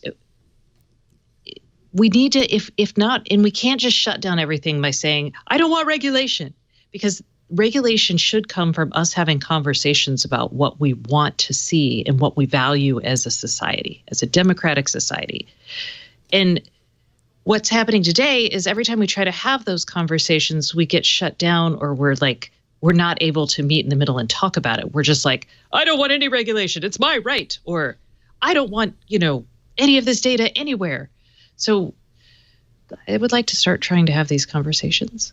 Yes, I think you're right. Mm-hmm. I think you're right. And I'm not going to shout techno panic.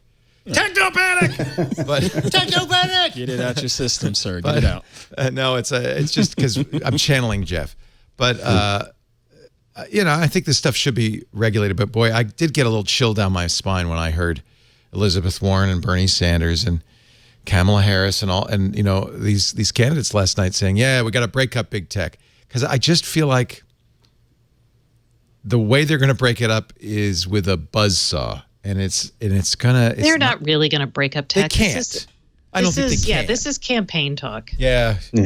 But still, I mean, heck, Warren is so up in arms about Facebook, but yet she still uses her account for campaigning. Yeah.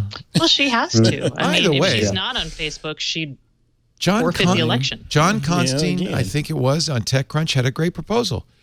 Here's the solution. Facebook should not sell political ads. Period. Simple enough. Yeah. And then if a candidate wants to put out a message, they put it on their page. They can lie if they want, whatever. They just shouldn't sell political ads. That's too simple, though. It's a very simple solution. They make a lot of money, but they still will make a lot of money. All right. They're not making, that's not the biggest money flowing in. They should just stop selling campaign ads. That's the problem in a nutshell. That's the Russians bought them last time. They should just not have them. They can have groups all they want. And if people want to share it back and forth, and that's fine. But the ads, I think, maybe I'm wrong, but I agree with Constantine. I think that was exactly the right, Stay tuned simple tomorrow. Solution.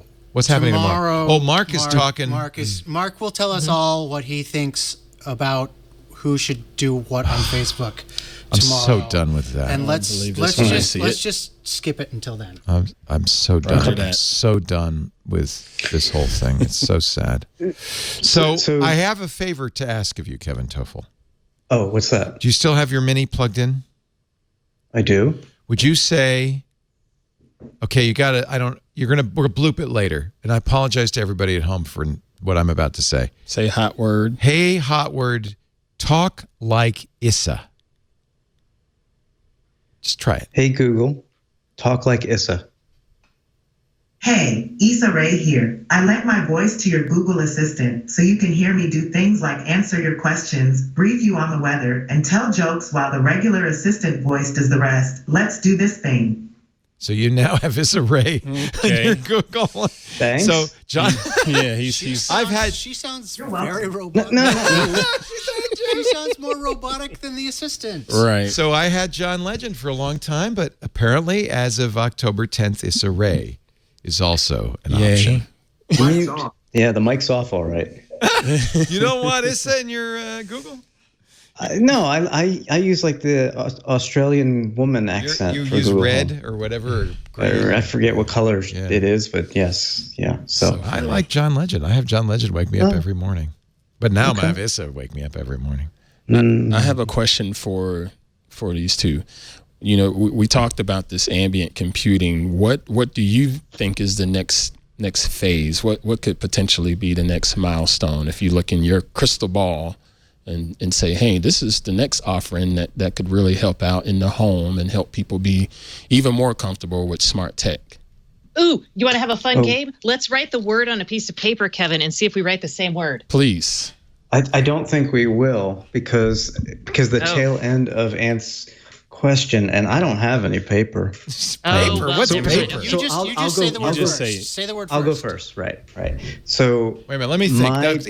Ask the question again. Now, what will the next phase of ambient computing be? Yeah. What's the next milestone? Because this is a big milestone, as Miss Stacy mentions. We're getting the software there, and now we have these chips in place to do it all right there on the device. What's the next milestone in this phase of ambient computing? Okay. And getting one word. Comfortable. So Stacy's already written it down. I have now thought that of you've a asked word. it that way, I kind of have a different. Oh, So I'm like, wait. So I'll give my word, because the second time you asked that, you didn't put the scary part in, which is good, because my first answer would have been scary. Okay. The one word is presence. That was my word. oh my God! Wow. You guys should play Password or whatever that game is. We should do like an IoT podcast together, Stacey. What's happening? What Y'all is are presence? 2 berries in a pie crust. Hey kids, what's presence? So presence is the next step in context of the smart home, where it knows where a specific person is in the home. So when I walk into the room, my lighting preferences go on as opposed to somebody else's. I like that. I dig that. And Google's actually sort of working with it. So presence is a key part of any contextual awareness. And Google's working on it with like the voice understanding, or attempts to understand that I'm asking for things like call mom. And then it calls my mom. But if my husband asks for call mom, it calls his mom. So just imagine that applied to your location in your home, or the fact that you're the person driving the car at the time. My Hub Max, when I walk in front of it, it sees me. And it pulls up my calendar and stuff. So that's that was going to be my second thing. Was computer vision was going to be my. That goes hand in hand. It can. It can also do a lot more. But yes.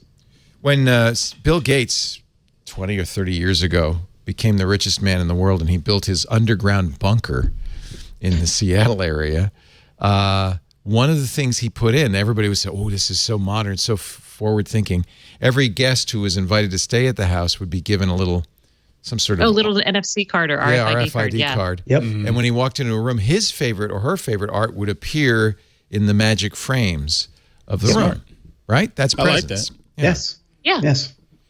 And where it gets interesting, though, and what I think is kind of fun to think about is if Kevin and I are in the same place and are like we're in the same room, whose preferences win, or mine.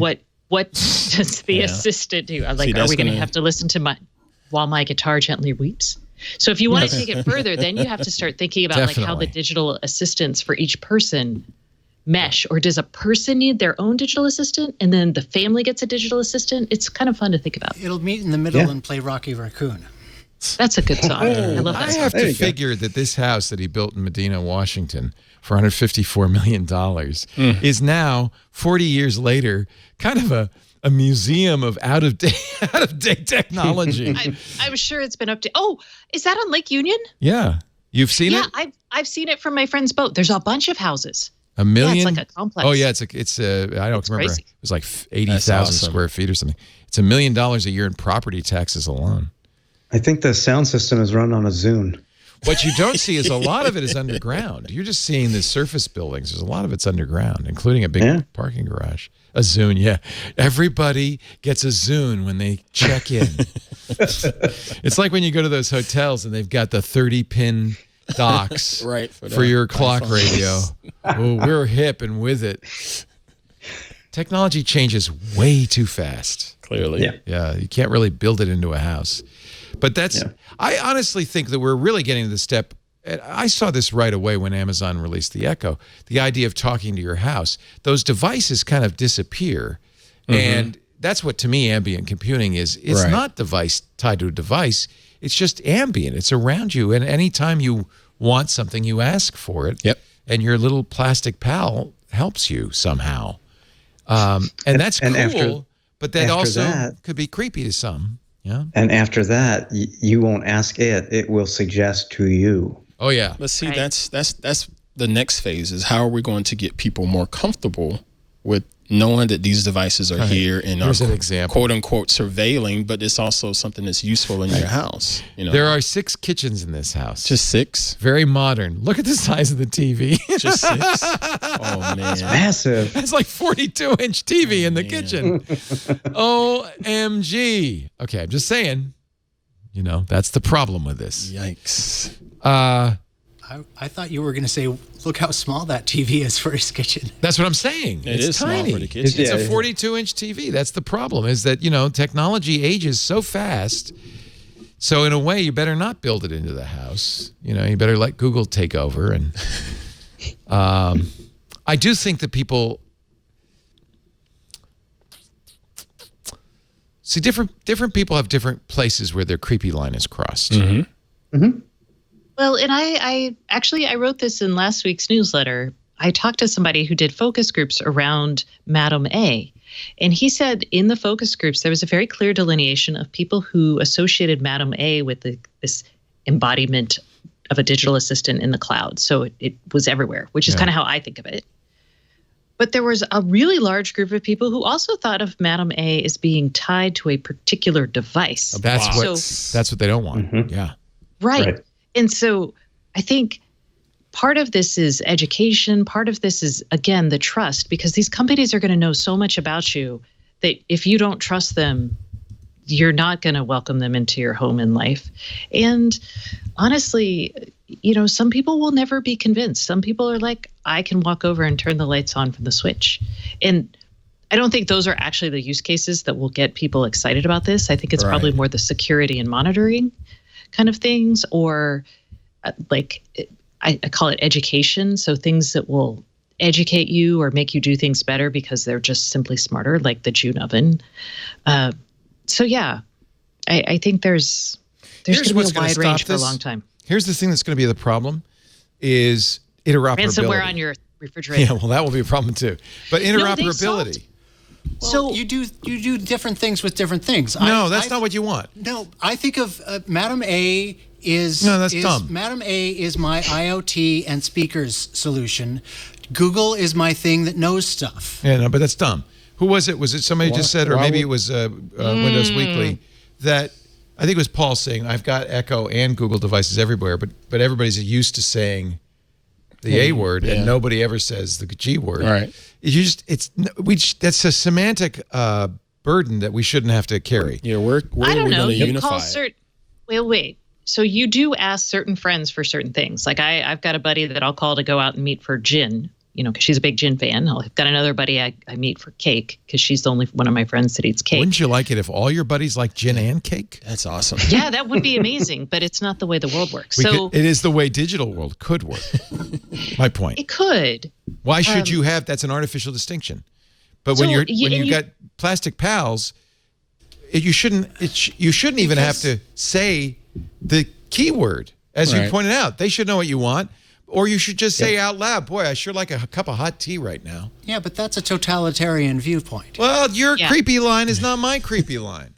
Well, and you might end up buying a digital assistant and being able to apply it to all of your devices. And then later you may buy a different version. So maybe Apple's Siri suddenly gets loads better and everyone goes out and buys Siri and applies it across. If we're talking about interoperability, I think we have to figure out what layer.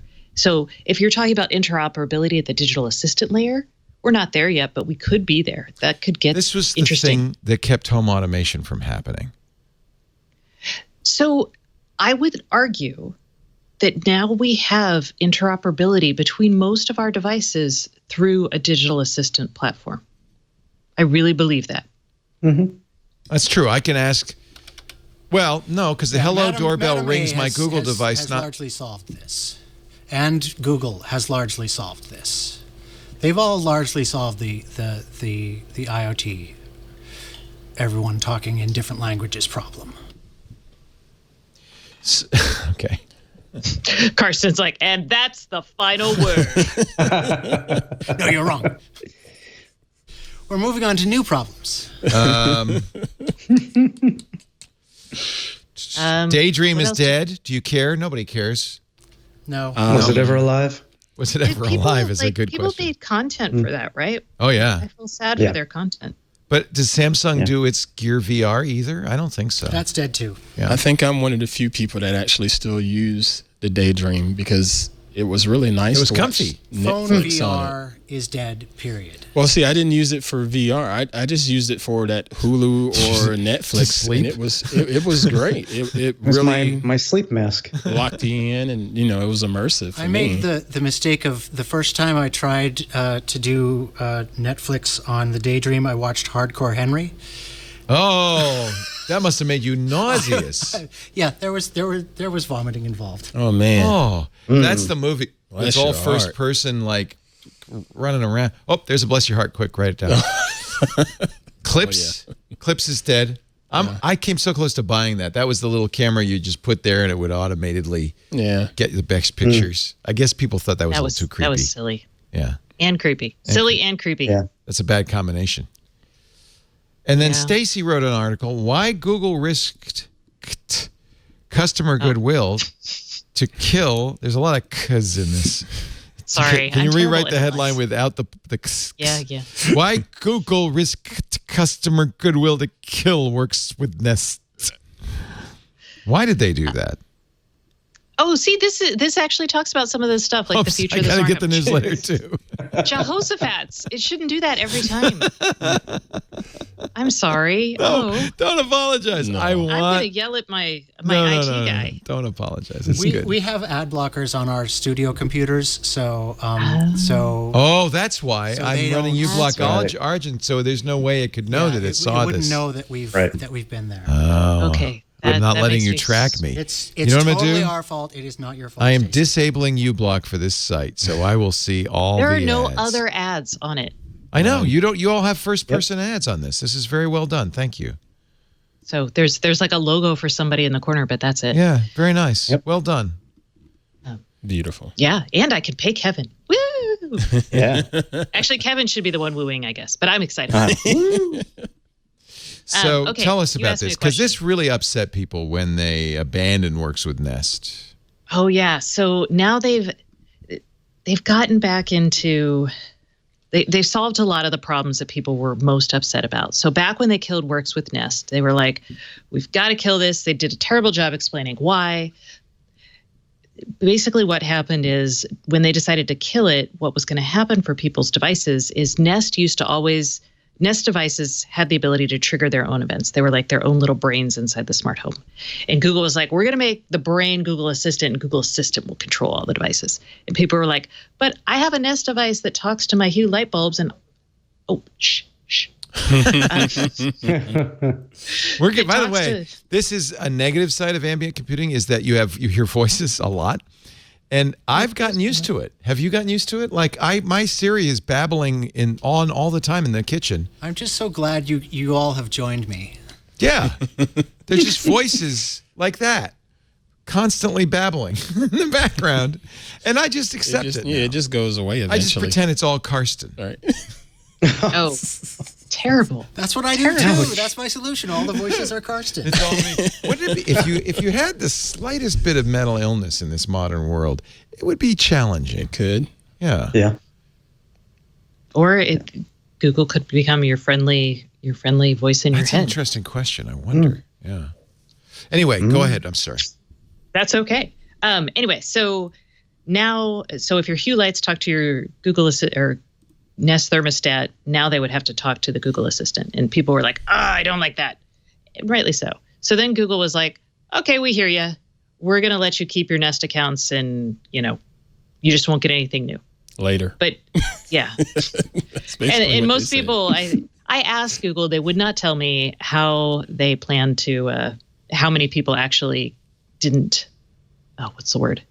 switch over. Migrate. That's the word. Migrate. So now what they've got with this new thing, the Works with Assistant program, will let certain third-party companies talk directly to your Nest devices. So it's just like the old days. But now Google's saying to become a third party who has that ability, you have to pass a security certification exam. Good on every Google. year. And that's why Google did this, because they had two.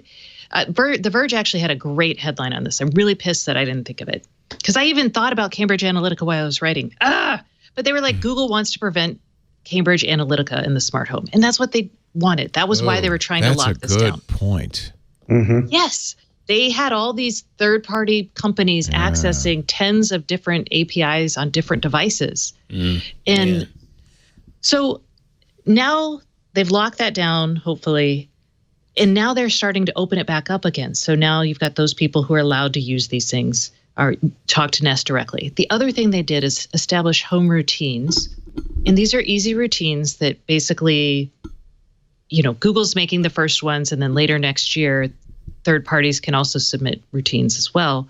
But, popular ones might be, hey, your Nest Protect is going off. Let's flash the Hue lights. so people can see that there's smoke in the building. Right. And then they also, for smart home people, they're at some point in time that they were not clear about, are going to let us play with the devices and have access to our Nest devices. And part of this is anytime you're going to give access to a third party to your data from Nest, you have to opt into that. And Google's going to make it very apparent what you're sharing. So that's what all of this is. Transparency. It's transparency. It's trying to make it more secure. And it's also it's locking down the ecosystem, but it's still trying to give third parties and customers the ability to play with others. And I think that only came about because we had this Wild West era where some things were allowed to become popular. At least something good came out of Cambridge Analytica. Lesson learned. But if we don't learn the lessons, then then it really is worth nothing. Mm-hmm. Hey, let's play the trumpets because I think it's a quick change log, a couple of highlights, and then we're going to get your picks of the week. Play those trumpets, Karsten. The Google change log. Really good news if you use Google Maps, especially if you're blind. They have added in-depth walking directions with detailed voice guidance. So it's like descriptive audio for maps. And Google rolled this out on World Sight Day. In-depth walking instructions in Google Maps, including the distance to your next turn, a warning if it's a busy intersection ahead, notifying you if you go off route. It's available in English for the U.S. and Japanese for Japan. More languages and countries are coming. So good work, Google. We had a group of people in here. I think it was Sunday for Twit. One of whom was blind, but all three worked for an NGO in the UK to promote accessibility. They were really happy about this. They were actually about to go to Google and then Microsoft and Apple and talk about accessibility. And I asked them, I said, do you think Google and Apple and Microsoft are doing a good job making their products accessible? And they said, yes, absolutely. Mm-hmm. There's things that could be improved, but it's the little guys that's not doing so well. Yeah. I mean, these guys are big enough, and right. I think they're committed enough. Google calls its security key the Titan. They are now making, this is kind of like a YubiKey. And in fact, YubiKey's making this one. They're working with them. Yeah, they're making this one. In fact, I have this YubiKey. Google's going to brand it their USB-C Titan security key. But that's exactly. I'm so glad they're making it with YubiKey because they had problems with security on their last one. Yeah. They were on the verge of completely Sherlocking YubiKey with their Titan stuff. I agree. Although there are a number of companies I just bought. In fact, I'll do a review of an open source key company out of Germany. They make open source keys. But this is the YubiKey version, and I think you can tell it's exactly the same with the buttons on the side. And all I do is, I love this. I was going to say, you have a dongle, right? A dongle to my dongle. This is on a chain, so I don't lose it. It's a USB-C to USB-A adapter, so that makes it work. The only thing I need is USB-C to Lightning, because I can't use this with an iPhone. Not your iPhone. And by the way, I know that's my barcode, and if anybody wants to go to the gym on my behalf, please feel free. I have the original Titan security key, which I locked down my Chromebook and my online accounts with. It frustrated the crap out of me that it was USB-A when I have all USB-C devices. Crazy. So. They needed to make this, especially because they're all in on USB-C with their phones and with their Chromebooks. Yet the last holdout is Apple. Everything else works with this. It's Apple. And actually, the iPad even works with it. It's just the iPhone that doesn't work with it. But this is a great way to go for two-factor. It's a hardware dongle, better than SMS. I don't know if it's better than an authenticator. I think it is. I think, and I actually should have brought this up at our last pass event. I'll ask Steve Gibson about this. But understand how an authenticator works. There's a secret code that's yours and yours alone, and then it mashes that up with the current time of day to give you a 6-digit code that changes every 30 seconds. But that secret code is just really another password. It's just another password. Not only that. If you have the secret code, you can make the authenticator work. Yeah. And if the authenticator apps that are on your phone runs out of battery, well, that's kind of useless. So I'd rather have the key. I think the key's good now. Yeah, but if you get jacked, then the guy's going to grab he could get your He's keys. going to chop your hands off anyway, so it doesn't really matter. Your keys and your phone, and right. then you'd have It's a little harder to get my keys than it is to get my phone. But strong piece of advice. I know you did this, Kevin. In fact, Google does it automatically with their security system. Get 2. Because what you don't want to do is lose this. Oh, yeah. So if you get 2, Google, Twitter, Facebook, everywhere you use two-factor will let you register more than one device. You want to register at least 2. I actually have 3 registered. Nice. So that if you lose it, you're not out of luck. Yeah, that might be a problem. Yeah, but you don't keep those on your keychain. You keep those somewhere safe, a safe deposit box in a secret compartment underneath your desk. Oh, no, forget I ever said that. Google. At your gym. At your gym. Bill Gates' basement. I'm praying somebody goes to work out for me. I'm Leo Laporte. Going in to work out. Yeah. Google shares Downtown West master plan for mixed-use San Jose campus. This is, for the last several years, they've been planning a campus, but they hadn't really given San Jose a master plan. This is it. Like their Mountain View campus, this is not the Mountain View campus. This is another Google campus. 3,000 to 5,000 residential units. That's interesting. You want to live in Google? The building will accommodate 15 to 20,000 Googlers. There'll be an event space for the company. That's actually good. That's what Apple's done. That way they don't have to rent space. Right. Google said it's a 50-50 of site area of office to other uses. So half of it is something that the city of San Jose can use. That's a good idea. Nice. Is it really right next to where the Sharks play, based on that top map? Yeah. Yeah. Ooh, good luck with traffic. Well, see this Caltrain? Yeah. Train goes right there. Okay. Okay. I think Bart is going to go right Nice. about there, Bart too. would be nice, too. Okay. Sounds like good Caltrain's planning. great. I used to take Caltrain every day to work, and it was wonderful. I really enjoy taking the train. I like Caltrain. Yeah, it's a good train system. Yeah. Hardly anybody jumps in front of it anymore. So it pretty much is reliable. Thank goodness. That's actually, I'm sure it's true in the subway. It's true of our smart system. It works flawlessly until somebody jumps in front of it. Yeah. Please don't do that. Yeah. Please, I beg of you. You're Because ruining it's our day. inconvenient. You're ruining my Yeah. day. Yeah. I'm going to be late for work because of you. YouTube gets alleged copyright troll to agree to stop trolling YouTubers. This is victory. This was a lawsuit YouTube filed last August. Christopher Brady was issuing false DMC takedowns to other YouTubers. Under the agreement, he's banned from submitting any notices of alleged copyright infringement that misrepresent the material hosted on YouTube. This is a real problem with the automated takedown process. Is it's easy to cause havoc. Well, wait. So basically, he just has to use the system as intended? That's the victory? Yeah, but he Okay. didn't. Pretty much. So don't he quite targeted a understand couple of this. Minecraft and gaming creators using false copyright claim takedowns. The company removed the videos, as YouTube is required to do when a claim is submitted. It's happened to us Okay. many times.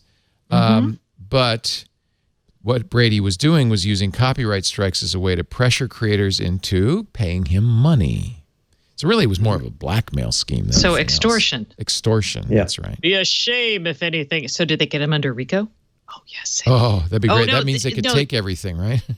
So, but this was a settlement with Google, not anything else. He said, well, Google took him to court, but I gathered this was an out-of-court settlement. I, Christopher L. Brady, admit that I sent dozens of notices to YouTube falsely claiming that material uploaded by YouTube users infringed my copyrights. I apologize to the YouTube users that I directly impacted by my actions, to the YouTube community, and to YouTube itself. Okay, that's not very effective, but okay, whatever. $25,000 in damages, too. And he can't do it ever again. You can't do it ever It's actually a big problem on that platform. We get takedowns all the time for all sorts of nutty reasons, not for extortion. Most often, I think it's just flawed content ID that it thinks it heard something. Today, this show will almost certainly get taken down. Right, because I'm just of the music. prepared But, for that because of the music. Yeah. but that's the thing. And Issa Rae ain't happy either. I gotta thought it tell you. was all automated. It is. So, Well, it isn't all automated. It's content ID. But, well, for instance, when we streamed the Apple event on YouTube, Apple has a lawyer, found us, connected with YouTube, took our live stream down for how long was it, Karsten? Weeks. Yeah, it was a couple of weeks. I remember that. Just over 45 days. 45 days. So we stopped streaming Apple content on our YouTube stream. When Apple does an event, we don't put it on YouTube anymore. Right. That's nice. It's not legal. It's fair use. It's commentary. It's not, but wasn't worth a broken system. It's just a broken system. A couple of quickies. Oh, that's the Google changelog.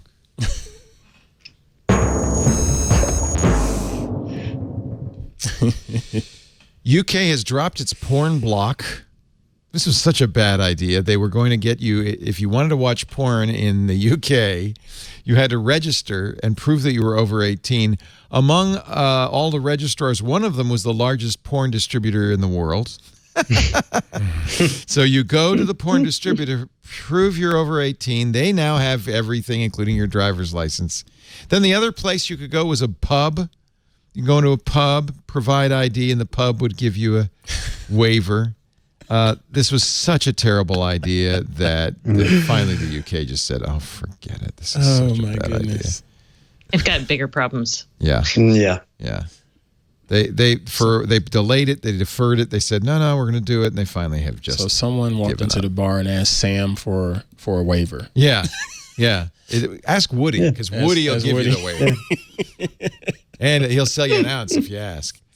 Huawei reports stronger sales growth. How about this? The Trump administration's blocking of Huawei gear in the United States has really hurt Huawei to the tune of a 25% increase in sales. Most of that, obviously, not in the U.S. All of that in China, I would guess. Right. But what happens is, of course, Chinese people patriotically said, well, the hell with that. We're buying Huawei.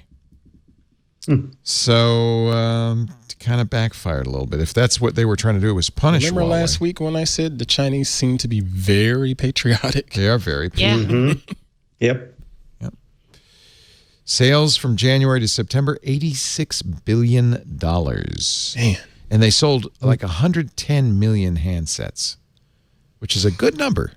That's a decent number. Huawei's laughing to the bank. Do you play, anybody play Fortnite? That would be no, sir. Do your kids play Fortnite? No. They don't play it anymore. Did you stop My them? son does. So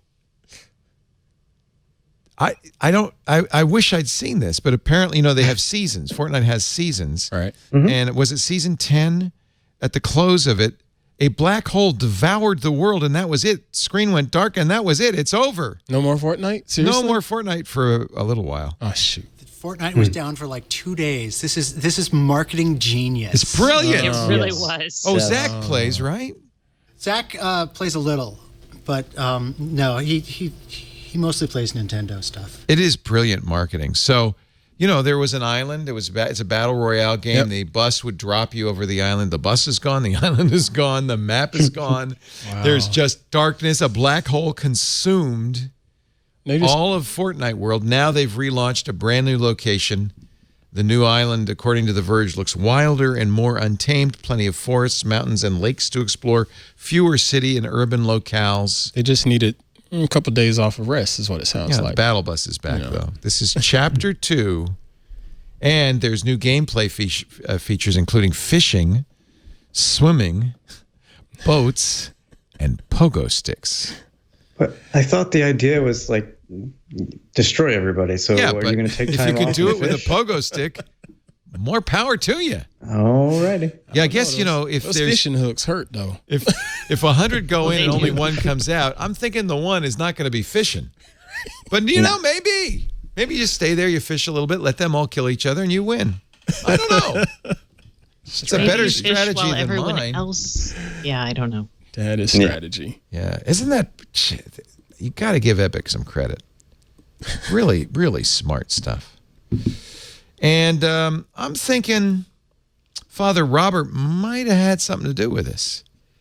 The Vatican has launched a click-to-pray wearable rosary. It has an app. Capitalize, baby. It's Capitalize. $110. It's intended for, I got to think Father Robert's involved here, tech-savvy youngsters to attract them to the church. The Click to Pray e-rosary. It's a wearable device connected to a mobile app that's activated by making the sign of the cross. The device can be worn as a bracelet. It's got 10 consecutive black agate and hematite rosary beads, plus a data-storing smart cross. There it is. That's the smart cross. Once activated, the wearer can choose to pray the standard rosary, a contemplative rosary, or a thematic rosary, which will be updated throughout the year. The Vatican says the device, part of the Pope's worldwide prayer network, is designed as a tech-based teaching tool for learning how to pray the rosary for peace in the world. The app features personalized religious content, health tracking. It's on sale now for €99. Talk about ambient prayer. Ambient prayer. All right, let's take Health tracking. Health tracking. Get the app and so-and-so needs last rites. Yeah. Gotta run. Gotta run. I think Father Robert thought this one up. I just feels that way to me. The chat room clearly feels that way right now. If it's got LEDs, then we know it was Padre SJ. Unbelievable.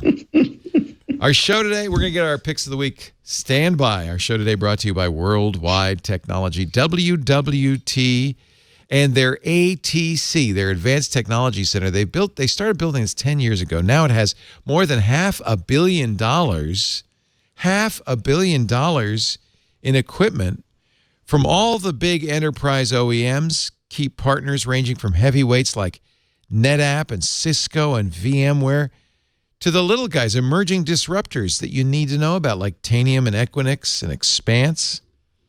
You know WWT, I'm sure. I mean, customers who've been with WWT often have been there for a decade or more. They are a trusted partner for enterprise technology.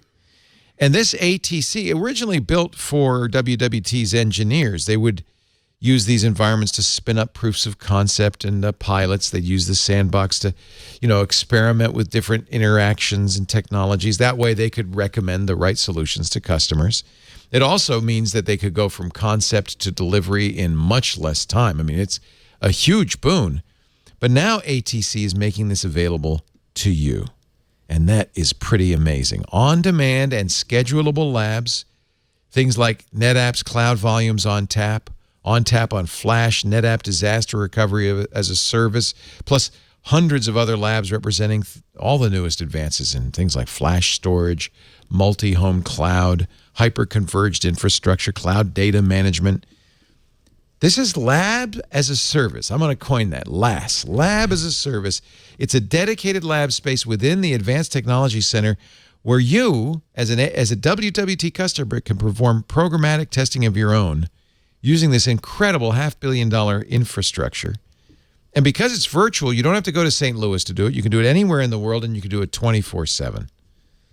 This is such a great idea. We've been talking about it all summer. It's finally here.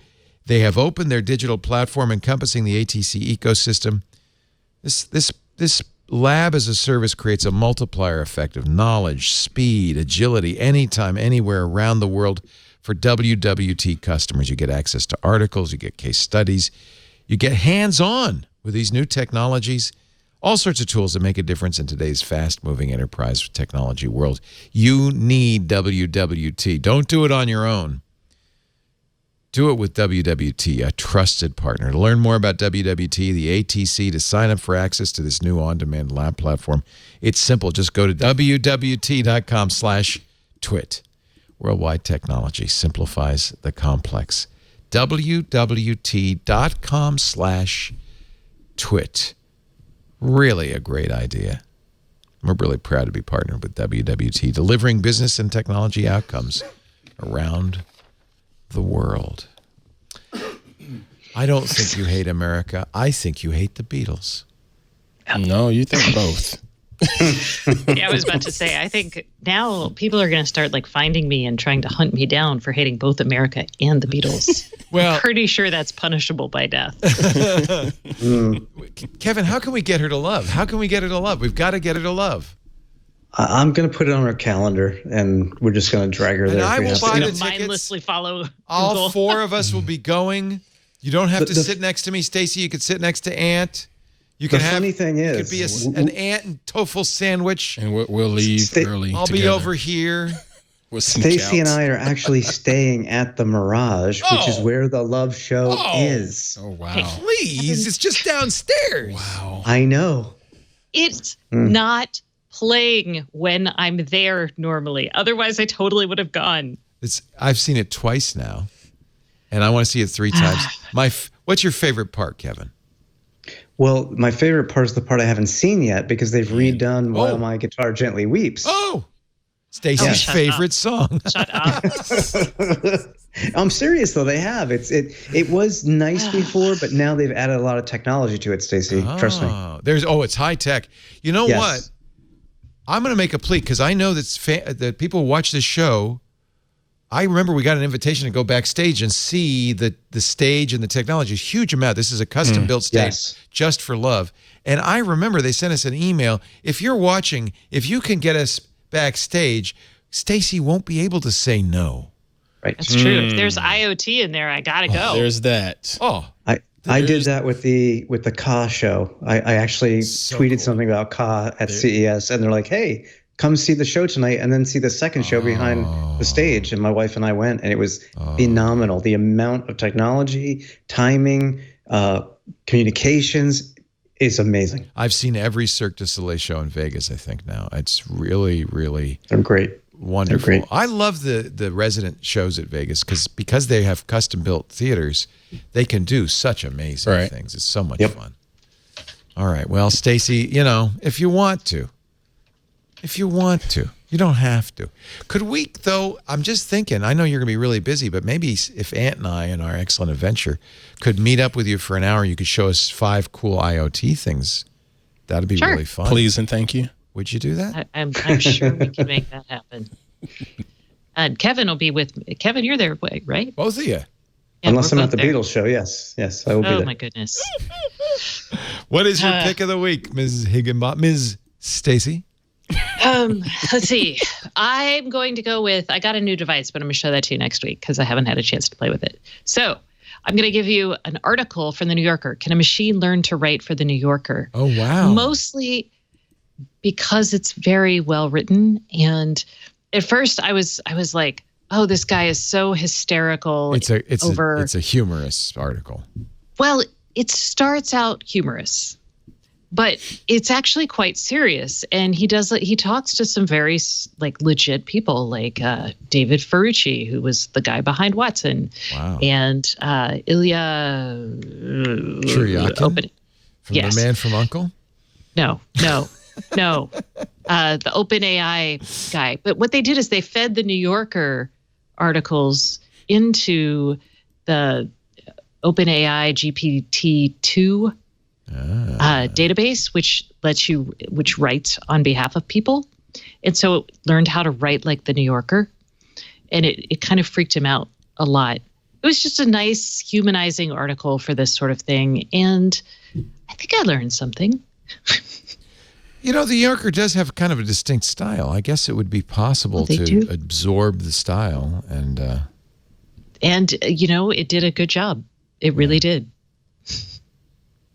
Oh, actually, that's really good. By that I mean, it seemed to want to distinguish my feelings from my thoughts. To put it another way, smart composed seemed to want to know me.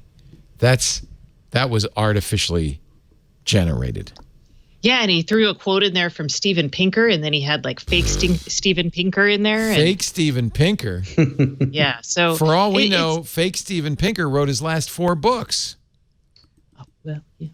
The results of the first year of this work are promising, but the big issues are about to be addressed. I asked Amode if we should be worried about AI surpassing humans in an array of specialized fields. No, I think we can understand it's not going to be a society where people are robots, he said. The safety of this is the robot. Mm-hmm. This is why you can't trust them. He said he stopped writing. He started putting his notes in as prompts, but it started generating realistic quotes. Oh, and so he had to he had to stop. Was that real or was it generated? He was forgetting like what was real or what was fake. Wow. This is a good article. And by the way, I am, the New Yorker, which is a print magazine, this is nicely produced for the web. Oh, they have a really good web team, and I have always liked the New Yorker because they write about so many things that their tech coverage has gotten really good, I think. Yeah, but like the art, when they write about an artist or even a dance show, they always have, links to more content, basically, that helps make the writing come alive. I like it. Very good. I've been a reader my whole life, I think. My dad subscribed, and as soon as I could pick up a magazine, I probably started reading it, mostly for the cartoons. Thank you. That's what I read when I was a kid. Yeah, good pick. Really good pick. That's where you get your twisted sense of humor. Indeed. Ant, you got a pick for us? Oh, this is John Seabrook wrote this. Oh, he's one of my favorite writers. Oh, nice. Ant. My pick this week is a little bit different, a little bit more on the inspirational side. As usual. You know I'm a big fan of that little university in Clemson, South Carolina. Well, I met a guy several years ago over Twitter, and his name is Jock McKissick. I knew of Jock McKissick as a Clemson football player. I watched him play on the defensive line and just crush people with his athletic prowess, of course. But Jock didn't necessarily want to try to go to the NFL. He wanted to be an actor. He wanted to be a star on the screen. Good for him. And hearing that back then from him, somebody that's, that grew up in, I believe it's Opelika, Alabama, and can you just imagine how many people told him, you are crazy. Yeah. That's so stupid. You need to go get a real job, if you will. But he continued to pursue it and went at it and got all of his support from the coaching staff at the time at Clemson University. He was able to attend some classes. And, here it took him about 4 years before he finally got a credit. But he kept working at it, started his own little production and started writing. And now I think he has 36 credits. There he is. He's done his own short films. He's been in a couple big screen films. He's a regular on, I believe it's called Queen of the South. It's a TV show on USA. And he's just been absolutely crushing it. And the first time I saw him on TV, it was on The Blacklist. He came across the screen, and I was like, wait a minute, is that Jock? Holy crap, that's Jock. So I get on Twitter, and it's like, dude, I'm on Blacklist. And he's just so nonchalant. But at the same time, when he's not on the screen, he's trying to tell people, hey, go in there and do the work. Keep fighting for your dreams. Just they can come true. Keep grinding, keep grinding. That's nice. So Jock McKissick, shout out to you, or as you like to say, salute. Salute. Nice. Mr. Kevin Toffel, what's your thing this week? So I kind of feel bad because every time I bring a new thing to the show lately, it's like programming, and that's because of my classes, and we're still doing. Nothing wrong with that. I like that. We're still doing Arduinos and assembly code. So, so my pick is actually something I stumbled on just yesterday, and it is a tutorial that for just a few bucks you can get yourself a cheap little Arduino, and you can basically start learning about machine learning and train a model or several models with speech recognition, gesture recognition, person detection. And I'm not going to lie here. I've been talking to Stacy about trying to get more into like coding and stuff. So Stacy, this is sort of for you too, because I know you like the machine learning aspect of things. But this is definitely a great tutorial. Look at the gestures and the emojis. Right. And it's not going to cost you an arm and a leg to get a little Arduino BLE device. It's the Nano 33 BLE Sense. It's cheap. It's cheap, and you can learn an awful lot. I mean, think about what Google and all these other companies are doing. You can do the same thing on a much smaller scale and learn a heck of a lot. You would like what I just got, Kevin Toffel. What's that? The Amazon Deep Racer arrived. Oh my gosh, it finally came. I think I ordered that like a year ago. Yeah. Now, this is well beyond my abilities. When did that show up? Yeah, well, it's at home in a box, and I'm not going to get to do it until after I get back. But this is not, it's not a toy. It's a remote control vehicle, but it's to teach you what Amazon calls reinforcement learning, which is a kind of machine learning. It's a little road racer. You build a track for it. You teach it autonomous driving. You want to come over and play with it? That's cool. We can do it. That is freaking cool. So I just wanted to let you know I have it, but I mean, this is some hours. This is going to take some time to get into, and maybe I should send it to Kevin since he likes his programming so much. Stacy and I were just talking about that device a couple of weeks ago. I think maybe before our podcast. Years ago, right? Years ago, yes. And we thought maybe like they just kind of shut it down because nobody seemed to have them other than a couple beta testers a year and a half ago. So it's amazing that they're shipping now. That's awesome. I bought it when they showed it at whatever event it was. I thought this is great, which was dumb of me, but I did. and now I have it. So you have an illness. That's all. I have a real problem. I do. You are going to learn something amazing. So do it. What is reinforcement learning? Oh. That's where you tell the model what you want to have happen, and every time that it happens, it achieves it. You're like, yes, do it more. Otherwise, so that's how they trained. You shock it. No, that's how they trained. I think that's how they trained the Go model. Oh, interesting. I know. For years I had a screensaver called Brev Walker, which was like that. It would try to walk, but would start with no legs, no information about it, and then would try different configurations.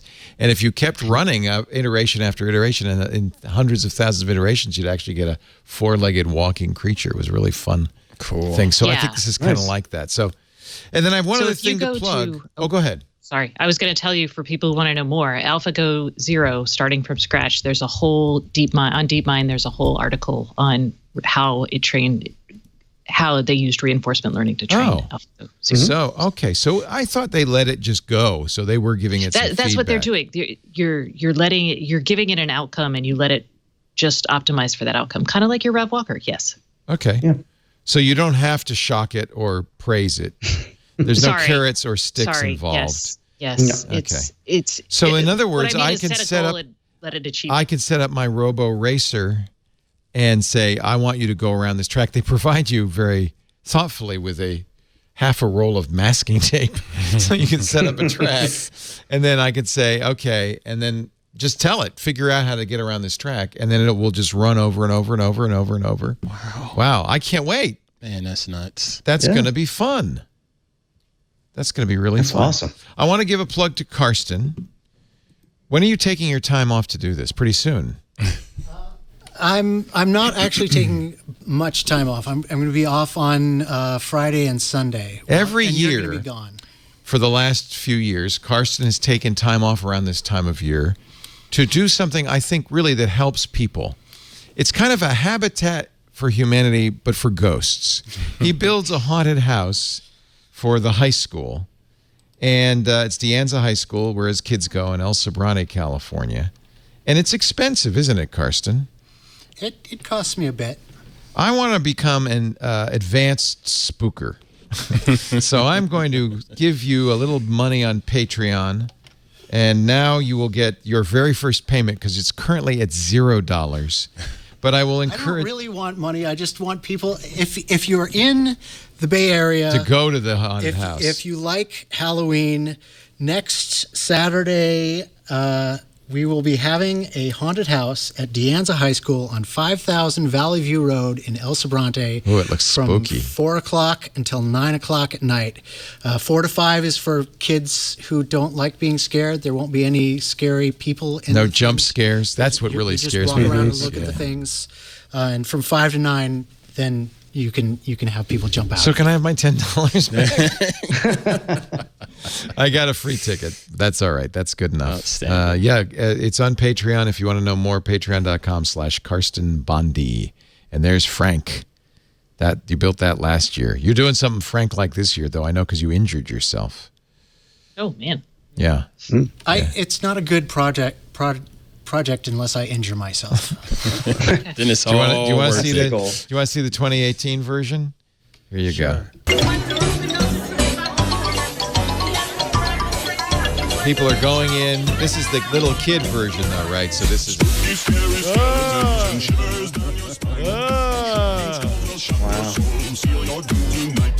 And does this raise money for anything?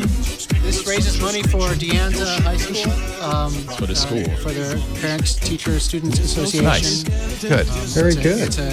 It's a public school in a district that is not all that well funded, so we try to do our part to. And Karsten, are you like the chief builder? I feel like I'm pretty much the only builder. Yeah, you're like this. All of this high tech stuff is Karsten's doing, which is kind of neat. Crazy, Karsten. That's amazing. Yeah. This is really, if we could figure out a way to tap this energy, we'd have a much scarier twig. Thank you, Karsten. That's awesome. Nice work. And thank you, Stacy Higginbotham. Stacy on IoT.com is her fabulous podcast she does with Kevin Toffel. You can find out more at her website, stacyoniot.com. And by the way, subscribe to the newsletter and it'll stop bugging you after a while. She's at GigaStacy on the Twitter. Kevin Toffel is about Chromebooks.com. That's his site. He's also on the Stacy on IoT. Actually, it's just called the IoT podcast because they're both hosts. Yes. At Kevin C. Toffel on the Twitter. Thank you for filling in for Jeff. I really appreciate it. Oh, my pleasure. My pleasure. Thanks to Ant Pruitt, our newest, bestest buddy on Twit. We love having you here. He came all the way up from Carolina just to be part of our family and brought his family and everything. And they're all settling in, right? Yes, sir. Glad to be here. They like the school? Yes, they do. Good. And I know Phoebe's working hard now. She's busting her butt out there and trying to build that brand. And I couldn't be more proud of her. Nice. And I can't be more proud of you. You got 2 shows. Hands On Photography is already out. Twit.tv/hop. Hop. We will be recording our very first week. Episode tomorrow. I've got a promo if you want to see. Oh, I asked you, didn't I? Or maybe. Well, when you asked me, I didn't have it. Oh, but now I do. Oh, well, let's see. Watch. Yeah. Thank you, Loquacious. I'll be sure to tell her that. It's a very Bob Ross kind of day. Hey, folks, I'm Matt Pruitt, and welcome to Hands On Photography here on twit.tv. Each and every week, we're going to take a look at how you can get the most out of your camera so you can start sharing and posting some awesome photography. I don't care if you have a smartphone or action camera, DSLR, mirrorless, whatever it is, we're going to get the most out of your camera. We'll also get into different tips and tricks to help make your video look better. So be sure to hit that subscribe button and check us out each week here on twit.tv. Hands On Photography. And there's a new show coming from Ant that will also be kind of photography focused, but in a different way. We'll talk about that. That was great. Yeah. That was great. Ant, you should do like a, maybe a standalone episode for how to shoot for the holidays, how to shoot like new babies, things like that. That's another show. Plenty. Well, That's I another don't know show. if there's enough content. This show is retouching. That show would be a good idea, though. I think we should do that show, Ann. Make it so, okay? We do have some ideas about actual shooting, the act of shooting. We got something in the works. Well, not just the act, but like everything tied to that one thing. So like shooting your baby and retouching it, or whatever. I don't know. Absolutely. It's called ambient photography. Ambient. Making my pet stand still.